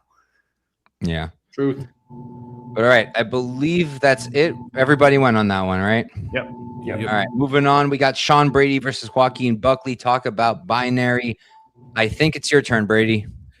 Yeah, I mean, for me, personally, this is the toughest fight on the card for me to call. It's like I switched my pick like 5 times. Like at first, I was like, yeah, Brady probably gets him down, and I went back and watched the Usman fight, and Usman, I know it's Kamaru Usman, but there was a whole narrative with his knees are completely shot. He has to walk up the steps backwards, and Usman was able to take him down. And in that fight, it's like Usman could have easily gotten to mount multiple times, and he did actually get into mount a couple times in that fight. And if Brady gets on top of Buckley, I mean, he's probably going to look pretty good and potentially even get a submission. Like if Brady's able to get into dominant positions, like Brady's, very good on the mat. On the flip side, it's like if Buckley stuffs the takedowns, Brady, I don't think he has the best chin. I don't think he likes getting hit, and Buckley hits very, very hard. So yeah, I think it's another fight where the winner is going to look like a pretty big fave in hindsight. I'm going to lean Buckley just because he's the dog, but I don't have a ton of faith in it, to be honest. If I didn't watch that Usman fight, I probably would be betting Buckley here, but I don't know. I think what I might do is wait till the fight starts and see how many knee sleeves Sean Brady has on. If he has only one knee sleeve, maybe I'll lean Brady. If he has no knee sleeves, maybe I'll bet him. But if he has 2 knee sleeves, maybe Buckley's the side. So I might wait to see how many knee sleeves this guy has on. What if he's got 3? Buckley max bet. Not only did he have the knee sleeves last time, he had the long ones and the compression shorts too. I mean, essentially his entire legs were covered. Yeah, it was bad. But all right, how about you, Peg? Yeah, I'm on Sean Brady here. Minus 150. I mean, I bet him pretty big against Morales. We saw how that went. And we're going right back here again. I mean, guys, let's use our brains here. You can't tell me you go back and watch that Usman fight, and now you're like, okay, he's fighting a guy with better top control and actual sub threats. That's the issue with Usman. He can take you down and stay on top. He's no threat. He's got no ground and pound. He's got no submission. He's just going to hold you there. Sean Brady gets on top. Look what he did. I know 138 is going to agree with me as a jiu-jitsu guy as well. Having a system, it's so important. And that front choke he sets up on top, like he did against Leon, he has a system. He gets to it right away. If he gets takedown, could be the fight. Grappling wise, also, I think Buckley's power is all kind of overrated because, like, how many guys are you really knocking out outside of like meme, spinning, back kick, head kick knockouts? Other than that, like, he's not knocking a crazy amount of people out. Yeah, Sean has kind of proven now that he's a good hammer and kind of a terrible nail, to be honest. That being said, this is a way to play this, right? Play Sean Brady money line and then look into the under 2.5, right? Because if you want to give Buckley that equity where he's going to finish, it'll probably come in usually round 2, early round 3, or you're going to get the sub equity on Brady as well. So you could double up on the money line or clear out some of your losses on a knockout by Buckley. And if Buckley wins a decision, you just get fucked. And you know what? I'm willing to do that at this rate with this type of fight. So there it is. I think that's reasonable. That makes sense to me. I'm looking at the numbers. That makes sense. For me, I kind of agree with you, Peg. Like, I feel the more I've thought about it, like I was tentative at first, but the more I think about it, like I feel pretty strongly that Brady's going to submit him. And I'm not a huge Brady guy. Tyler, you remember the last time we talked about Brady? Against who? Against who? Also, shout out to Steven. Make sure you guys listen to him, like and subscribe. Don't just subscribe to this channel. Make sure you're subscribing to Tyler, Peg with the Beat the Line broadcast, Brady DFS by the numbers. Make sure you're checking all of them out. And yeah, all right. So what was I saying? Yeah, I'm feeling more and more strongly that Brady's going to submit him. And I think I just agree with a lot of what Peg said in that when you look at it, like Kamaru Usman taking him down, okay, great. But again, Kamaru is not a big jiu-jitsu guy. Kamaru is not a big finisher on the ground. He's not a guy who's like pursuing the ground and pound, setting up the sub. That's all Brady does once he gets on top. And Brady is so heavy on top and he's so physical. And I don't think I've ever bet on him before, if I remember correctly, but I do like him here. And like I've always been high on Buckley and not so much Brady, but Buckley never really he's fought like grapplers before, but he's never fought like a heavy jiu-jitsu guy before, if I remember correctly, and definitely not anybody of this caliber. And I just think it's inevitable that he's going to get taken down. Like another thing with Brady, I know his striking sucks and he's hittable, and 100% Buckley can knock him out. Don't get me wrong. Bilal did it. I was there. It can happen. But like with Bilal, that was one thing. That was also a while ago, but Bilal just stuffed all the takedowns, right? Bilal is a very good counter grappler. So he couldn't get it. He got uncomfortable. Bilal got him out of there. With Morales, he couldn't get close enough, dude. Yeah. And Morales didn't have the thing with Morales also is you can tell right away, Morales doesn't always fight with his hands down here. But with Brady, he fought with his hands down here because he wasn't scared at all about what Brady was going to do to his head because he knew this guy's not going to knock me out. So he just dropped his hands low, used his range, and Brady couldn't get the read of how to get inside and go for that takedown. And that's not going to be a problem with Buckley. Almost everything Buckley throws is like this. It's all huge hooks. So I just don't, and it's not like Buckley's like a footwork monster either, you know?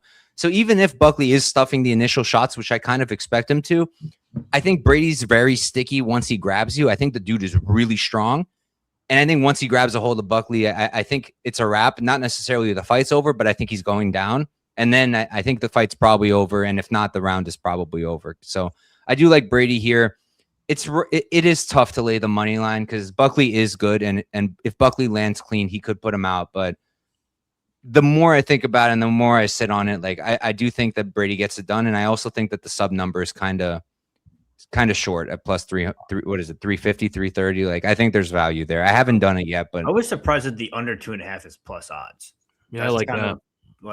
I think it might be because Brady doesn't necessarily sub everybody, you know, especially earlier on. He wasn't really going and submitting guys. He was going to a lot of decisions. Maybe that's why. But I just based off of the Usman fight, right? Like if Usman had the submission grappling of Brady in those positions that he was in, he was going to finish the fight, you know?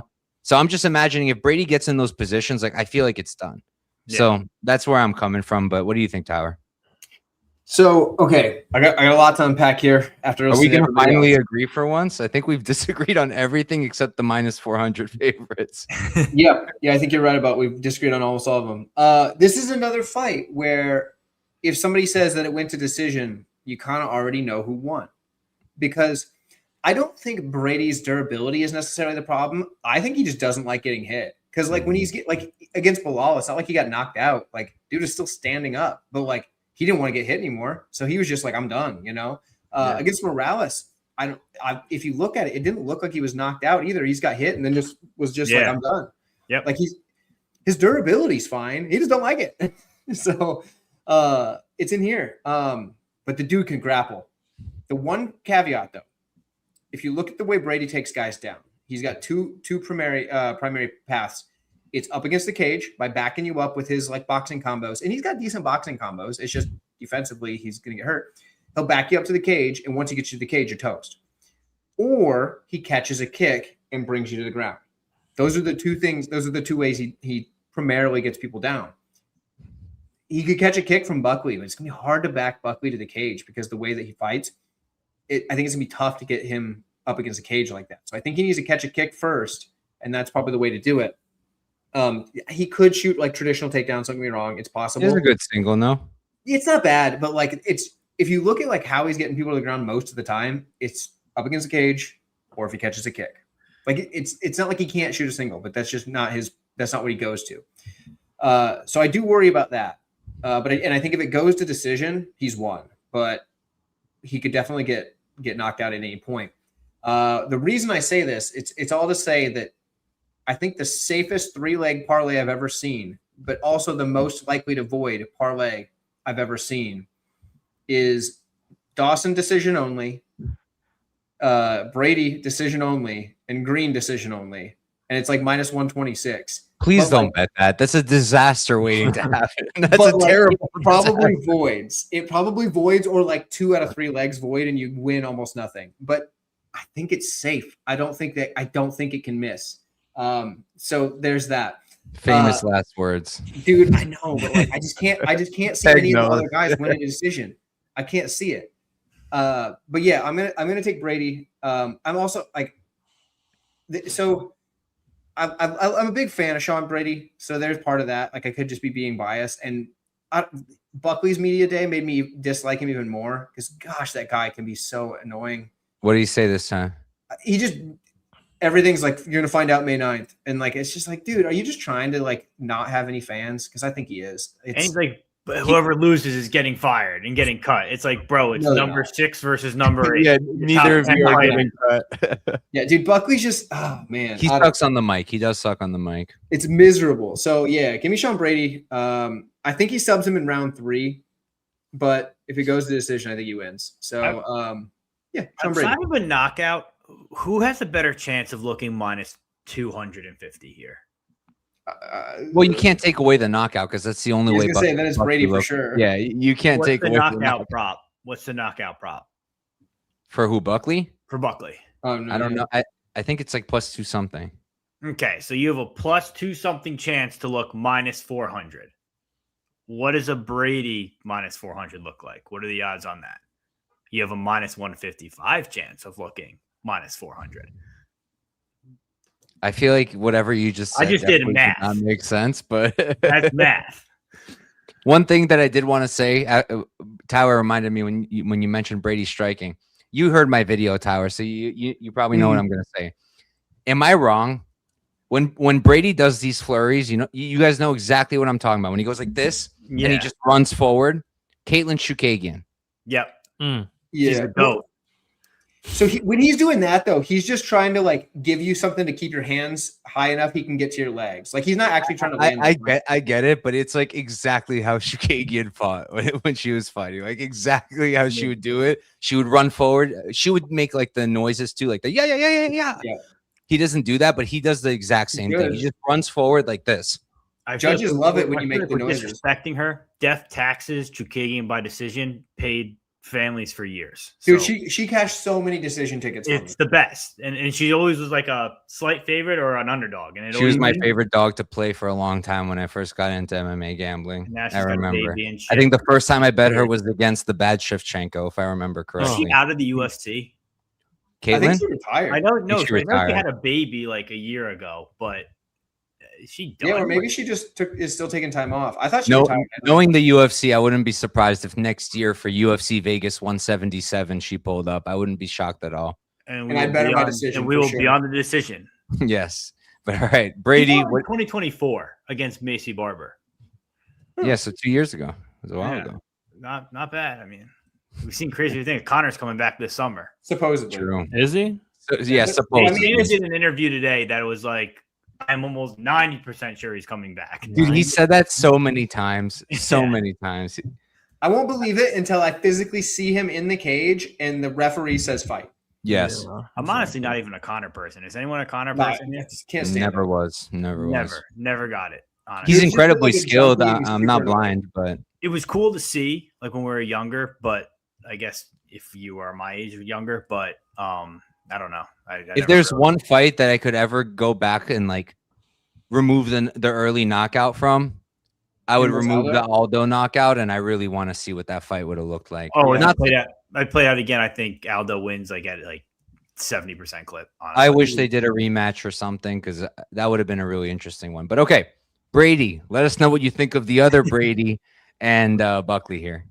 They already gave my take on it, but I'm probably did you go already? Yeah, I'm probably going to play the fight doesn't go, I think, at minus 125. That's probably. Did we go on this one? We talked so long, I don't even remember. Yeah, I think everybody went. Yeah, everybody went. Cool. Yeah, Brady started. I think he was the only one that took Buckley. I took Buckley. Not a ton of confidence. I'm probably going to play the fight doesn't go instead, though. All right, makes sense to me. Moving on, we got Volkov versus Waldo Cortez Acosta. Peg, you over there? Yeah, I'm here. I'm back. All right, why don't you start us off for Volkov Acosta? Can I pass on this one and go on Van and Tyra first? No. Okay. Well, And I'll get into this one. It's funny because this fight, it's like I feel like everyone in general is very quick to fade Waldo right away. He's always an underdog. No one wants to bet on him because he's just a boxer. He played baseball, whatever it is. I think this fight, he's totally outclassed. I think this is an easy Volkov spot. Here's why. Volkov messes with the hands on the feet well. He throws kicks. He throws all different types of strikes. He can grapple. He's good at jiu-jitsu. People forget jiu-jitsu at heavyweight and being an M1 kickboxer and champion. All that combined. Like, Waldo hasn't seen something like that before. It's just, I think this is just too much too soon. And Volkov hasn't shown, like, he's 37 now. Waldo's 34, 35. Volkov hasn't shown that, like, regression yet off a cliff.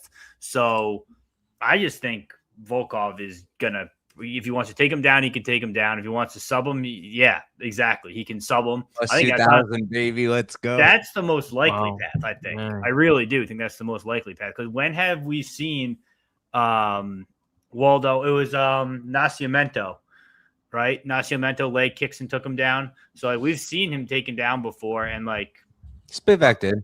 He tried, kind of.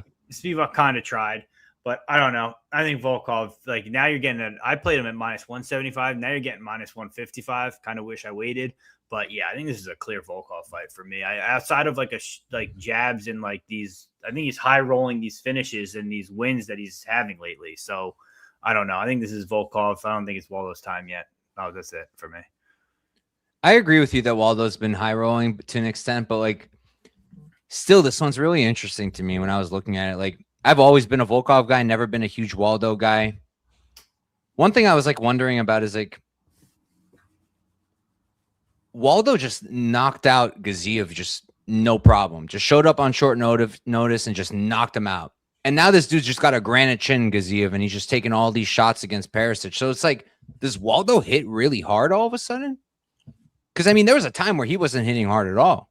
He was going to close decisions with Arlovsky, with who's the really terrible guy? Was it Vandera? Yeah. Vandera. And Like, Shea Sherman.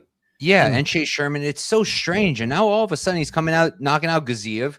It made me feel like Gaziev is chinny. And then all of a sudden now Gaziev's got an amazing chin, it turns out. It's heavyweight. Yeah, it's heavyweight. It's weird, but I also feel like I've been maybe underrating Waldo a little bit. Like, he is a good boxer. He is, and he is very fast. And my thing with Volkov is also, like, again, I've always been a huge fan. I think really highly of the guy. I've won and lost a lot of money on him, probably lost more than I won. But I kind of felt like he was washed when I was watching the Tybura fight. I think it was like 3-4 years ago. I thought he looked horrendous. And I was like, all right, like, this dude's kind of done. And I still feel like he at some points when I look at him, I'm like, okay, like, he's like really flat-footed. He's like really slow, like more so than he used to be. There's certain things that do still make me feel like he's not washed, but declining. But at the same time, he's coming out there and beating Pavlovich over 15 minutes in the decision, which is very impressive. He's coming out here. He's beating Gon. I know he got robbed, but he won. He beat Gon. The Almeida fight, I'm actually not as positive that he won. I kind of felt like Almeida won, but still, like, it's a completely irrelevant matchup. Who cares? Like, Waldo doesn't fight like Almeida, so that doesn't even matter. And like, he did his best. Like, he's still trying. So I'm not gonna like say he's washed because of that fight because he got taken down by Almeida. Almeida takes down almost everybody, but it's just really hard for me to get a proper read on him. And I do feel like it could be a little bit of a problem for Volkov that he stands so tall. I mean, he can't help it. He's 6'7". He doesn't have crazy footwork. He's very flat-footed. And I do feel like if he's going to be really flat-footed, it's not going to be hard at all for Waldo to get the jab going and then to work off of it and to start building on the output. So I do think there's a world here where he does something like that. I do want to also kind of give Waldo a little bit of credit. And I know some people are doing some MMA math. You know, Waldo lost to Pavlovich by decision. Volkov beat him over 15 minutes. Therefore, you guys get the rest. But again, I'm making excuses for him. But for me personally, I think the fight kind of changed after Waldo got rocked early in round 2. And B, they flew Waldo out all the way from the U.S. to China for that one. And Volkov to Russia, from Russia to China, I think it's a lot shorter. So I do think that also might have played a little bit of a part to it. And I bring it up because I feel like a lot of people are hanging their hat on it, and I wouldn't do that. one major advantage I do think that Volkov has is the leg kicks. I think that's a very obvious one. I think that even to this day, Waldo does not check leg kicks. He doesn't care though. He doesn't, but like I was looking like through his record for the last person to really go after it. It was after Mark De Lima. Yeah. Really, it was only Pavlovich, and he didn't even do it until the third round. That's when he started to really rip them. He doesn't have any power on him. Right. But I think that with Volkov, he does have really good kicks. And I do think that those leg kicks will be money, but I also do worry that he's going to throw the leg kick, and then I think Waldo's going to throw at the same time, and I do think that's going to open him up. So it's a really interesting fight, but I do like Volkov sub. Long story short, I like Volkov sub. I think plus 2,200, plus 2,000 is crazy. Just put 0.1 unit on it and forget about it. Assume you lost, and you might not, because he's actually a pretty good grappler, A. And B, if you look through his Instagram, like that's what he's doing now. He's grappling. He competed recently against some Russian dude in a grappling competition, and he won. I don't know how good that guy is. I didn't look into it that much, but I mean, plus 2,000. When's the last time we saw Volkov lose a striking fight? I mean, I guess technically Derek Lewis, but yes, 100%. But that was but no. But he like that, won every won second of that fight too. Gone won. Oh, that's true. The first Gone fight. Yeah, you're right. Are we gonna scale? Yeah. We're gonna scale Waldo to Gone striking, where Gone's probably the best athlete at heavyweight. No chance. Yeah, Waldo's not that. Not at all, but they're different styles. You know, Gone is footwork heavy movement. You don't see Gone pressuring a lot. Waldo, if he feels it, he's gonna go and move forward. And I think because Volkov's so plotty, I think that's where Waldo can have some success here. But I'm not backing Waldo. The only reason I haven't bet Volkov sub yet is because I was waiting to see if Waldo would get to a line that I want to play. I wanted plus 200, and then I would have done it. I'm not getting it. It's obvious now. He's like plus 120, so I am going to play Volkov sub probably. But other than that, I'm going to stay off because I have a lot of weird feelings on this fight. What'd you say? Volkov just moved to minus 145 while we're talking about it, and Waldo Cortez is plus 120 now. Yep. Huh. I personally think that the line makes a lot more sense now, or it's getting to where it makes more sense. Like I think Volkov should be slight favorite because he has more ways to win, and because he has more ways to win. But like I do think there's a world he loses this fight. But what do you think, Tyler? I think the decision's the most likely. But yeah, and I think Volkov's going to win. I'm also Volkov's my favorite heavyweight by like a pretty good margin. So I think me too, actually. Yeah, like I was watching this guy clear back when he was like the Bellator champ. I remember being heartbroken when Vitaly Minakov knocked him out, like in no time flat. Like that broke my heart back in what was it 2012 or 2013, something like that. You know, either way, but yeah, Volkov's the man. I think that front kick up the middle is going to be a real problem for a guy like Waldo. I don't think he can handle that over 3 rounds. And I think if he does start to get there, like crash in to crowd the front kick, he's going to eat a knee instead. And you got to think, if Volkov extends a knee forward, it's the same as most guys throwing a front kick because how long those legs are. So yeah, because like a lot of people, like he's listed at 6'7", but I've heard many people that he's fought say like, nah, dude, he's taller than 6'7". Like he's definitely taller than 6'7". And I think it was, I think somebody, I want to say it was Jimmy Smith, I could be wrong, had said that he listed himself as 6'7" when he was fighting in Bellator, so that way he wouldn't it wouldn't show up as like 7 foot or something like crazy like that. But he's like almost 7 foot from my understanding. So. Dude's did he ever fight Steven Struve? Steven Struve, yeah. I was gonna say. I don't think he did, but that'd have been crazy. It was what? I don't think he did. He was 6'11". He did in 2017. He did in the UFC. He knocked him out in the 3rd round. I'll find it for you. So we're gonna do some live research. I don't remember that at all for some reason. I don't remember it either. All right, look at the face off. Struve kind of towers over him. Struve's a giant. Struve is huge. Because how tall was Struve? Dude, they're almost the same height. Hold on, we're doing this. I'm looking gonna. at the face off right listed now. at 7 foot. Let me pull this shit up. I got this. Now forget the face-offs because sometimes they wear shoes. Exactly. I'm pulling up the whole ass fight. Hold on. There we go. We're gonna get to the bottom of this. Yeah, we're getting to the bottom. I really want to know. Okay. All right. Let me see if I can share this with you guys. Like I don't think he's like 5 inches shorter than or anything. YouTube, if you're watching this, I won't monetize. Just let me play this video, okay? All right, there we go. Have the volume off for sure. Yeah, it's off. Okay. So what do we think? Hold on. Dude, they're and like pretty wait. darn close. Come back. Right here, you can even tell they're like the same height. See, guys, where else do you get this kind of analysis? Maybe like an inch or two off. Yeah. Because I'd like say Volkov squatted down a smidge here, and they're pretty dang close. Yeah, the knee. You see the knee? Yeah. Mhm. Yeah, but one camera, one guy's closer to you and the other guy's not. Yeah, but when they were standing across the cage, Okay. you could see it. There he's jumping a little, but they're about the same height. I think. Yes. Look. Like I was saying, dude, he's taller than he's listed as. Aren't you supposed to go Right. based off where their shoulders are? That's how you kind of tell. I mean, I the mean- top of their heads are lined up pretty Yeah. much. Yeah, dude, Volkov's like 7 foot. Like, I'm not kidding when I tell you, he's way taller than he's listed at. Like, I think Waldo's gonna have a hell of a time crossing that plane. So, But yeah, that tall Volkov man had to- defense of Volkov's an issue when he throws straight punches. Like Do you think Volkov does that good of a job keeping the range these days, though?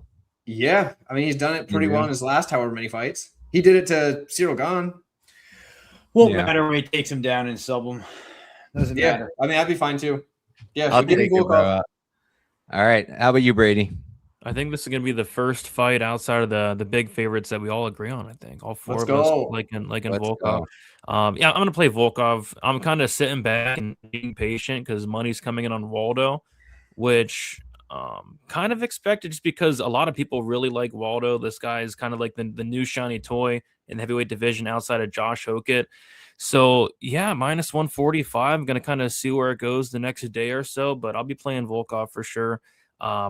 Submissions plus 2,200 now. It actually got better, but yeah, I could see Volkov winning by any method: submission, decision, knockout. I lean decision just because Waldo's super tough and has a great chin, but yeah, Volkov money line for me. Yeah, All right. minus 145. It's unbelievable. There we go. And it might keep coming down, but we all line up.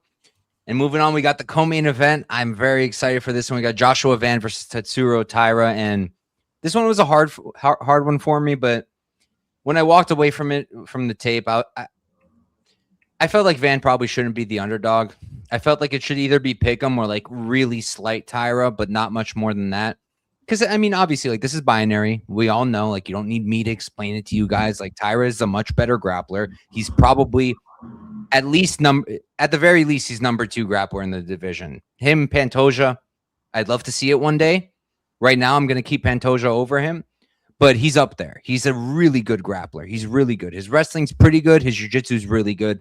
And once he takes your back, he's really, really dominant. And when you look at the things he was doing to, like, forget the Moreno fight. I think Moreno was like super washed, but the Royval fight, Royval's takedown defense sucks. And that's one thing I will talk about when I'm pitching Van in a second. But still, like Royval's takedown defense sucks, but he's a very good scrambler. And Tyra was, once he got the back, there was no taking him off. Even if he was in a bad position on the back, like hanging off on the side, he fixes it really well. So he's a really good grappler. And his striking has improved. I'll give him that. But what it came down to for me is that I think that Van can hang in the grappling and that he can survive in the grappling if he's stuck there for long periods of time. Whereas it's hard for me to imagine Tyra surviving on the feet with Van over 25 minutes. I think that Van's just going to bring a style of striking that Tyra hasn't had to deal with yet. Van's going to dig to the body in the way that Tyra has not had to deal with. And I think that he's just going to, I don't want to say break him because I think Tyra's got a lot of heart and he's very durable in his own right, but I think he's going to start to break him down is the best way I can say it and take over as the fight goes on. And I just have to give Van credit where credit's due. Like if you guys have been watching me a long time, Tyler can probably agree. I've never been a Van guy. I've faded this guy like every single time.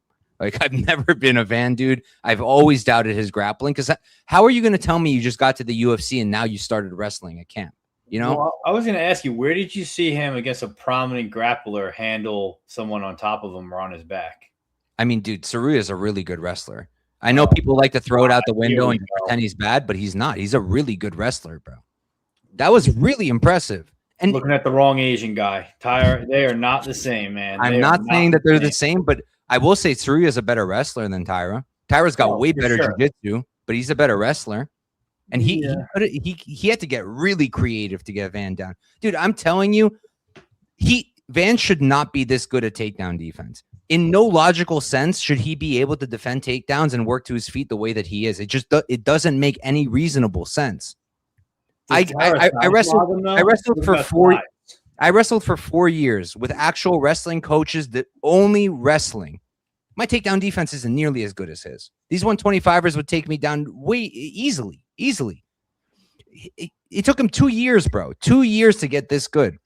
Like, if he trained just pure wrestling, he'd be really good probably. Like, the guy is clearly super athletic, super gifted, and he picks things up really, really fast. That was another thing for me, like, always fading Van is I was always thinking, like, how is he supposed to get better at grappling when he's training at 4 Ounce Fight Club? Like, the best grappler there is Daniel Pineda. Who's very good. He's good at grappling, kinda decent. He's really good. Yeah, sure. But, like, he's not at a major gym, you know? Like, if I feel like I probably wouldn't have faded him as much if he was at, like, an ATT or something like that, or a Bang Tao, somewhere where they train takedown defense. They know how to do that stuff. But 4 Ounce Fight Club, I was always like, how? Like, he's not going to pick it up, but he has. And he's proven me wrong. And I just feel that it's going to be a big difference on the feet. And I don't think Tyra's going to be able to deal with him. Like, Tyra's got a great 1-2. Don't get me wrong. He's getting nice with it. And Van is very hittable. Maybe he can chin Van even. But I just think Van's going to scramble. I think he's going to break him down. And I think Van's going to get it done. So I'm rocking with Van here. I will say, though, if he loses, I won't be super upset because I'm so annoyed about how he's talking about the Pantoja thing. I'm so annoyed. Like, when it first happened, I was like, okay, you know what? Young kid, did not think he was getting a title anytime soon because he literally lost, like, a year ago? And he just got the title. So he's got excited and he started celebrating. You can forgive the guy. But now he's doing the media tour and saying he caused the injury. Maybe he's just trying to be the bad guy. Maybe. I don't know. But I wouldn't be that upset if he got finished here just for that. But maybe a little bit. About his chin. We'll have our chin expert talk about his chin. How do we feel about Josh Van's chin? Van has a good chin. Van has terrible defense. But I don't think Tyra's going to be the one to. I mean, he could. I literally said maybe Tyra's uppercut is nasty. Peg, if you paid attention, maybe 45 seconds ago, I said Tyra could technically chin him. So it's coming. It's coming. But anyways, I'm going to rock with Van. Not super confident, but that's just my take. How about you, Tyler? Okay, so the first thing I gotta cover is, so all week I listen to like everybody's breakdowns and stuff while I'm working. I do manual labor, gotta have headphones on anyway, so I might as well listen to something. I keep hearing people give Josh, I gotta defend him on this. They keep saying, like, because Josh Van said, like, in a comment, he said Pantoja's a black belt, he should know how to fall, and everybody's giving Josh Van such a hard time. He's about technically this. Not wrong, right? That's the first thing you learn. He's not wrong.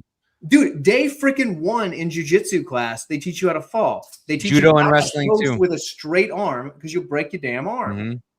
Like, I watched that fight with my wife. She said the same damn thing. She goes to jiu-jitsu with me. She's like a white belt. She still knew that. Like, it's funny you say that because you're right. You're right. Yeah, you learn it day 1 and you continue to learn it the whole time. You practice break falls all the time. You don't like, so everybody that's just like, what was he supposed to do? Learn to fall? Exactly. He should have known. Like, it's slap the ground, baby. Yeah, you're not. And also, like, if you're gonna post with an arm, you do it with like a bent arm, not a straightened arm. You never like, post with the arm. Never. Yeah, but I'm saying, like, if you're gonna reach out with your elbow. Yeah, then you pull out your shoulder. But, like, you know, like, I would do that over the straight arm. But, like, like, if you have to, like, post off an arm in any situation, you don't want to lock it out. I still remember when I was 12, my pops took us to judo / sambo. Is this Russian dude just teaching it? And literally the first class, like, he was like, you fall like this, you're gonna break your arm. Yes, dead serious. Like, it's a real thing. So, like, I'm not saying that, like, I'm not going to give Josh the credit that, like, oh yeah, he made Pantoja post off his arm incorrectly. I'm not going to be that crazy, but, like, he's not wrong when he said that, like, dude, it's not my fault this black belt didn't know how to fall. Like, he should have known how to fall. So I'm with him on that. Another thing I need to point out, Josh Van the first time he walked into an MMA gym was in 2020. This dude is already a world champion in 2026. That's insane. Like, even if you're saying, like, oh, well, he didn't really win the title. The fact that he's in the UFC getting wins of any kind after first walking into a gym, an MMA gym in 2020 is crazy. I've been training since I was 10 and I'm nowhere near that good. And for anybody that doesn't know, I'm 34. So that's 24 years. I've been training as long as that kid's been alive, and he's been training since 2020, and he's fantastic. Like, this kid's a generational talent. Like, even if he doesn't win this weekend, he's 24 and in like not even six full years has gotten this far. It's crazy. Is he the second youngest champ or no? What's that? Is Van the second youngest champ ever or no? Yeah, John Jones is number one. Mm-hmm. That I knew. I wasn't sure if there was somebody else. No, yeah, that's incredible, man. Like, and also to one more thing to your point about the 4-ounce Fight Club, dude. Everybody at 4-ounce Fight Club, their takedown defense is looking darn good. So Korea. Mm-hmm. Dude, I love cashing him as a dog over Costa. Everybody was like, Costa's hit that this plum. Okay, Pineda's a good coach, dude. Pineda's a great coach.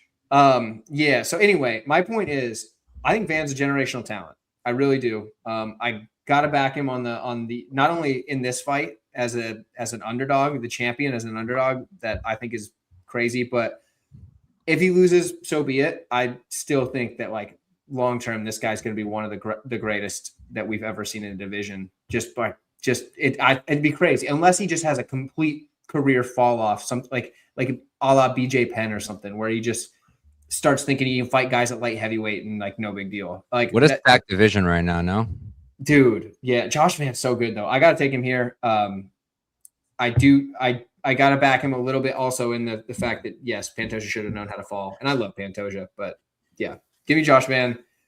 This was one of the other ones that we agreed on, Couch, so I'm happy to hear that. So I like what you said, honestly, because that resonates with me right away, because I still remember learning that. Dude, every time this week I hear somebody say it, I was just like, it's okay if you haven't been to a jiu-jitsu class and don't know that, but like, I never been to a jiu-jitsu class, but wrestling teaches you the same thing. Sambo judo teaches you the same exact thing. Yeah, don't post with your arm like that. And like I said, if you have to post off an arm, because like you can, like if you're like, say you're in turtle position and somebody's trying to topple you over, and you can post off an arm, but you don't want to do it with a locked arm. You want to, like if you're falling from standing, you don't want to post off your arm anyway. But yeah. But all right. Whatever. All right, Brady, how about you? What do you think? Yeah, this is my favorite fight on the card. I mean, two sure. prospects that I like both these guys a ton, man. Tatsuro Tyra, 26 years old. Joshua Van, 24 years old. These guys are going to be hanging around like the top 5 for the next maybe 10 years. So it's insane. I'm going to go Tyra here.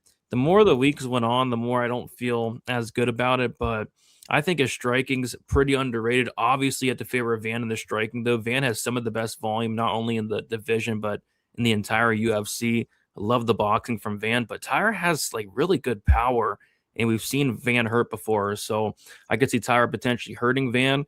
And then in terms of the wrestling, I was not too high on the wrestling of Tyra before we got into the UFC, but I think his wrestling is getting better. But man, this guy has some of the slickest grappling in the division, in the UFC.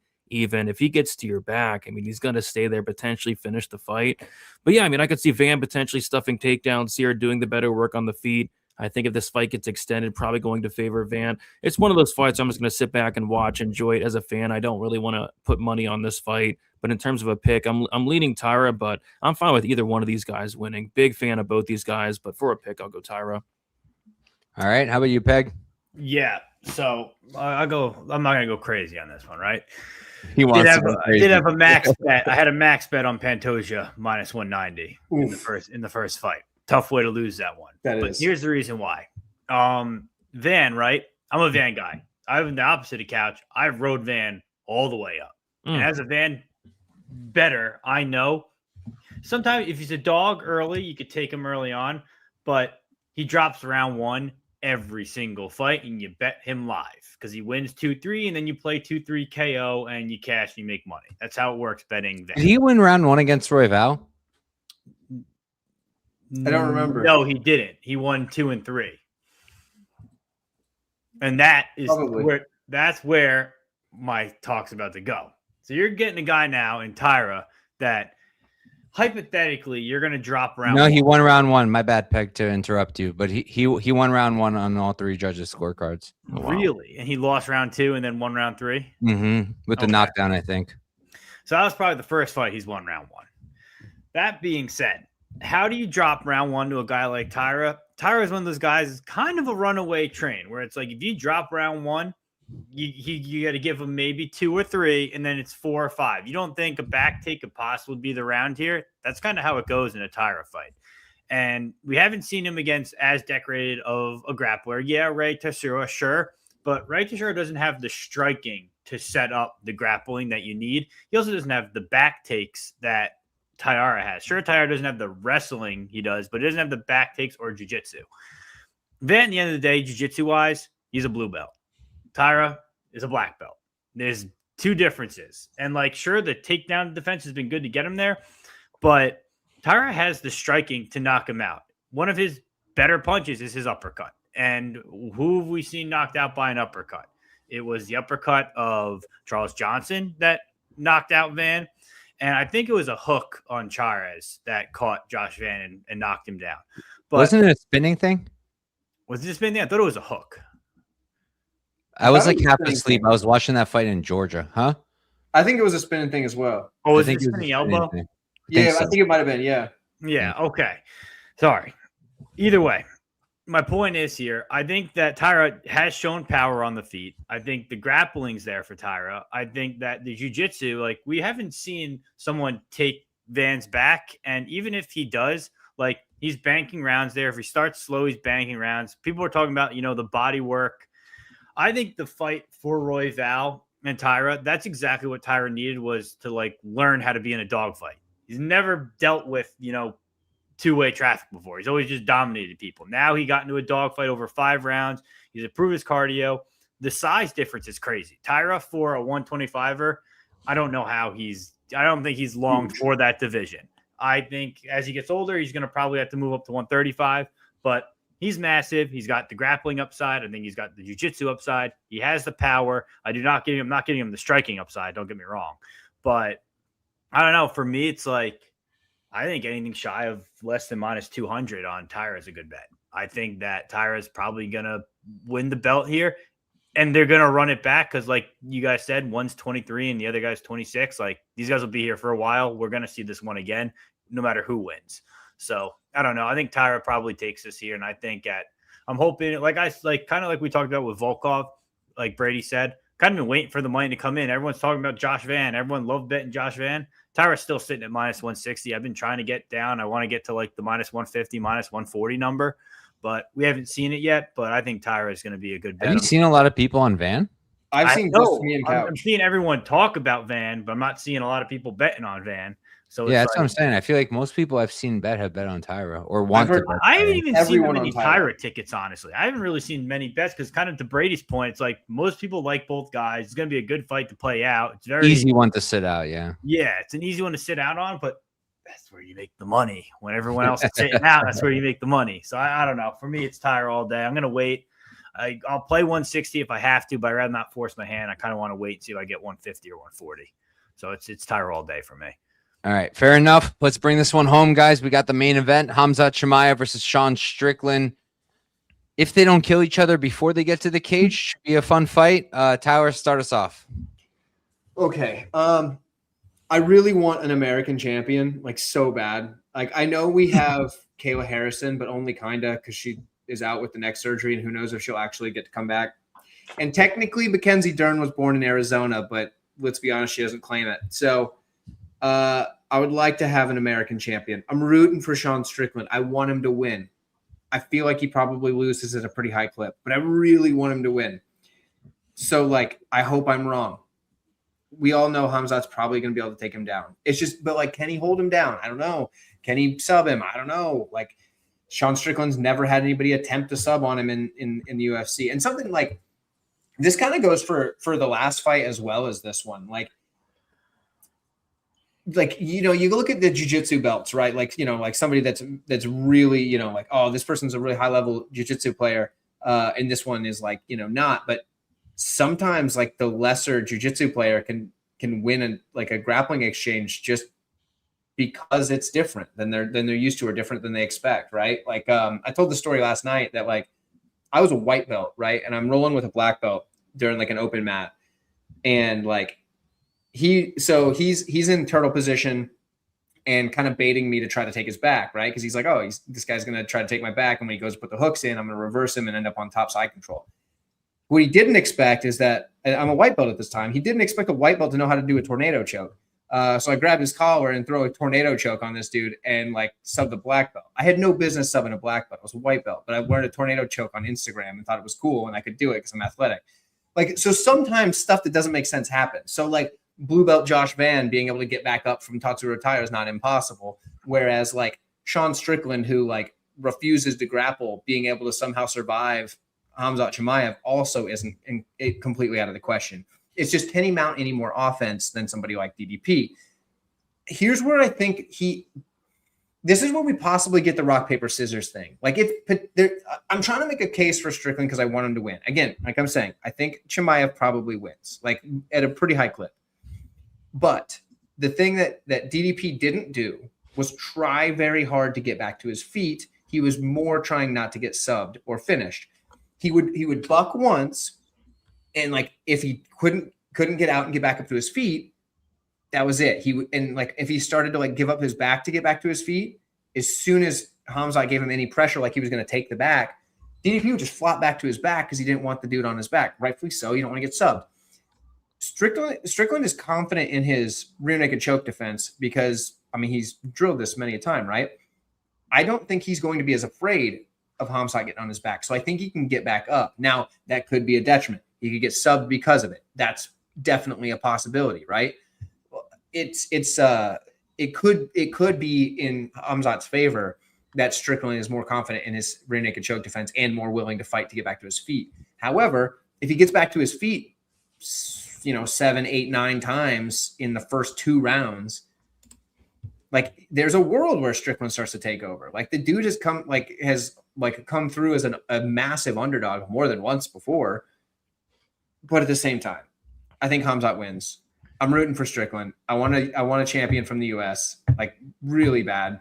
But man, I did a video on it a while back talking about, it was like 10 years ago versus today, how many champions were in the US. Unreal how we fell off as a country. So we need to get back on our A game. Strickland got to start the charge here. I don't think he will, but I want him to, darn it. So we're Team Strickland this week for over here at the family of 138. Hoket's got you, bro. He's on his way. Yeah, Hoket ain't gonna be champ, dude. Like he's all right, but he's not champ level. he's so funny, man. He can be funny. I don't think I'm he's gonna champ. finally give him credit. I think leading up to his last fight in my video, I said, like, I was talking about his whole like bit, his whole persona. I was like, who is this for? It's for me. Yeah, That's what it's for. I think he's hysterical, dude. I whole- hated it. The but he whole put through Jedi it thing great. with the robe was hysterical. That was the funniest thing I've ever seen. So, we're talking about a grown 200-pound beast walking around with a lightsaber and a black robe with a hood in the middle of a UFC presser. Like, Yeah. the dude's Bro, just- have you never been to a Comic-Con? Because, like, dude, you see that all the time. Okay, but those Comic-Con guys can't come out there then and go to war with Curtis Blades. No, they can't. That's the best part. Is he acts like who knows what, and then he comes out there and he can fight too. I officially love the guy.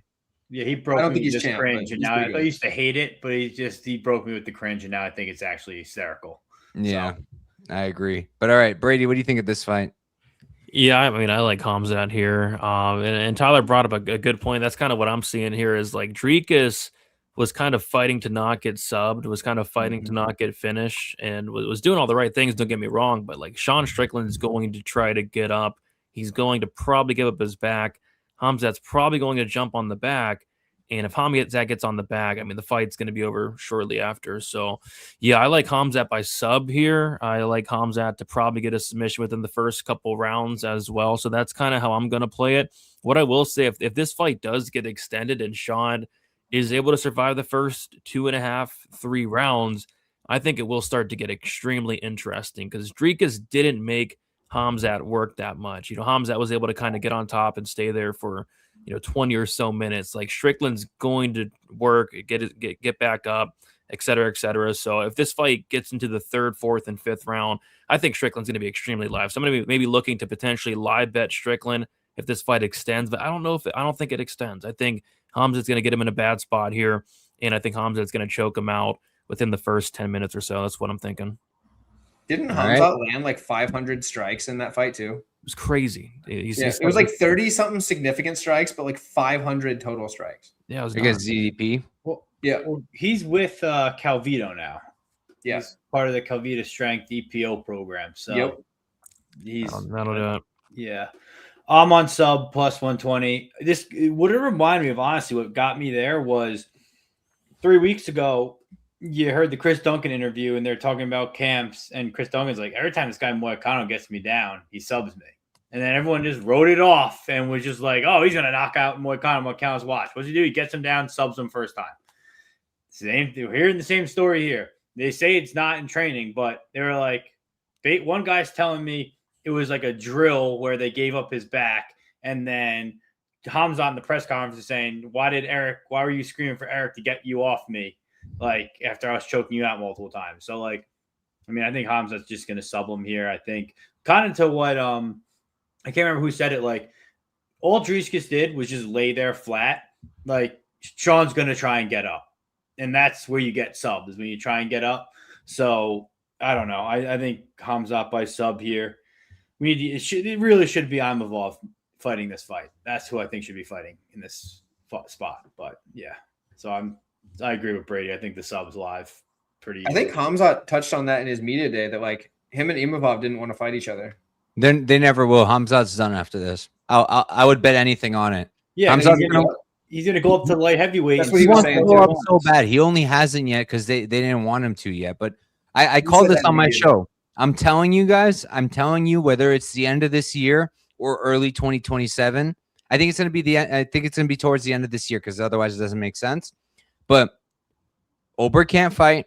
We get either an interim or vacant light heavyweight championship bout between Hamzat Chimaev and Paulo Costa, and it's going to be the best thing ever. Dude. And Hamzat's a monster like against those 205ers because none of them can grapple like him. And there's no one there. There's no prospects. There's no one. Hamzat took out the only one. I mean, not Hamzat. Sorry. Costa took out the only one. And Hamzat has been kicking and screaming that he wants to get out. He wanted to move up right away after he beat DDP. Right. He didn't even want to do this. He's going to do this. I think he's going to win. And I think he's going to go up and fight at 205. Peg, were you done with your breakdown? I was just gonna say this might be a hot take, but I don't really consider someone a champion until they complete a title defense. You got to win the belt and then defend it once. Then you're considered a champion. Because if anyone could just win the belt, get lucky one fight, and lose it the next fight, and it's like, were you a champion? So that's my thoughts on it. I think he's gonna go right up. I think even if Pereira wins at heavyweight, he'll go up to light heavyweight, sub him, and then go to Pereira and sub him too, and then he'll win. What's that? 4 or 3 belts. So he'll be a 3-belt champ too. So If Pereira pulls it off, yeah, I could see it also. Gon's going to win that fight, but that's not besides the point. That'll be an interesting one. Tyra, are we going to do a panel for the White House card? It's not technically a number, but I feel like we should. Yeah, I hadn't even thought about it. Yeah, we can. I'm down. We'll figure that out. But Yep. yeah, for my breakdown for this fight, I mean, I don't have anything super passionate. I think Hamzat's going to win. When he fought DDP, I was flying to my honeymoon and I couldn't watch it live. I was in the airport as the card started. So I told my brother, I was like, hey, I said, if DDP makes it out of the first round, put $100 for me. If he makes it out of the second, put another 100. Oof. And he was like, okay. And then we're flying and we land and he's like, I was like, yo, what happened? He's like, I put down the first 100 and then I made the executive decision not to put down the second 100 because it wasn't going to happen. I was like, good looks, bro. I appreciate you. But this could be a live betting spot, maybe. I feel like Hamzat's kind of shown that he does have the cardio, at least when there's not a lot of resistance. Maybe Strickland puts up more resistance. I really wish that Fluffy would have at least tried to wrestle against him. Not only because I wanted him to win, I did, but it would be nice to have some answers. Like, we haven't really seen Strickland defensively wrestle much at all recently. So I really don't know what it's going to look like on the ground. I also think it's so silly how people keep like mentioning like, oh, Hamzat subbed him at practice, therefore he's definitely going to sub him. Like, did you not think that he subbed him during their like rounds? Like, obviously. That's like being surprised that Strickland jabbed at him when they sparred. Like, of course he did. I feel like you can't put that much into that, but So why don't you bet it? It's just it happened. It's going to happen again. I do think it's going to happen. I don't want to a plus whatever, plus 120, plus 125. Like, would I be shocked if Strickland survived and made it 25? Not at all. Would I be shocked if Hamza got in a really dominant situation and just TKO'd him? Not at all. So I'm going to stay away probably. I'll live bet it if it gets interesting, but probably not.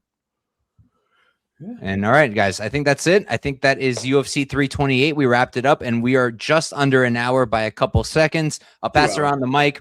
Everyone will tell you guys what they got going on this week, and then we're going to get the heck out of here. For me, if you really want to watch another hour of me, you have my Tuesday show. If not, if you're just watching this later and you don't want to watch the whole thing because this is 2 hours long, my shorts are coming out tomorrow. 1 minute breakdown or less for every single fight on the card. You'll get that on my channel tomorrow. Tyler, what you got going on this week?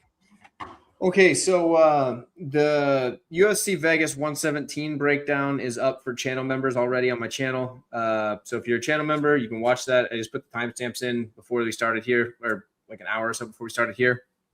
And then next week I should have not only the Macau breakdown up, but I'm thinking I might do the road to the day 1 and 2 for the road to UFC stuff. I don't know. I'm kind of tired of responding to comments, to be honest. So there's a chance I just don't do it because I don't want to do that. But we'll see. I might do it. Maybe it's just a channel member thing. I don't know. But if you're a channel member for $2.99, wait, when's the Macau card? Sorry, Tyler.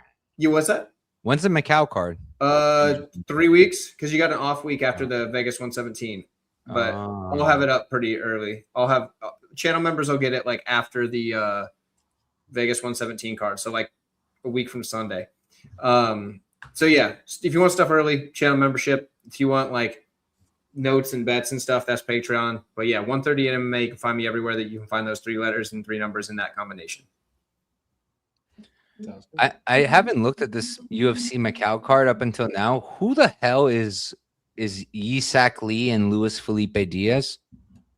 I haven't taped the full card yet. I just started on it, so I gotta double check. I just never heard those people before in my entire life. Luis Felipe Diaz I've taped him. Was he on Contender Series? I think he was scheduled for Contender and then he pulled out or something. I know I've taped him like three times now because I think he's been pulled. I think he's pulled out of a couple of fights. Gotcha. But all right. How about you, Brady? Yep. DFS by the numbers. Me and Weez have been doing the Fight Companion this year. So check us out there. And then, I've been doing a ton of content this week for 328. So, thanks for having me on, guys. It was a fun time. And gotta start placing some bets. I think I only have a couple right now, but I think a couple spots are starting to stick out. Let's go, Brady. Catch up. Get on that Volkov sub before it's too late. Oh gosh. Tyra. Everything on it. Or Tyra. Peg, what you got going on this week? Tell us. You guys can find me, Beat the Line Broadcast. Come join me, Dravi, Key. Go drop a like on this week's video. If it gets to 100 likes and 15 comments, I'm leaking Dravi's whole paid slate. So I'm not kidding. I'm doing it on Twitter. So get it to 100 likes. I'm dropping it. So that's it. Beat the Line Broadcast. Thanks for having us. Couch. Love the panel. That's too funny. All right. Peace out, guys. Thank you for tuning in, and good luck this weekend. See you.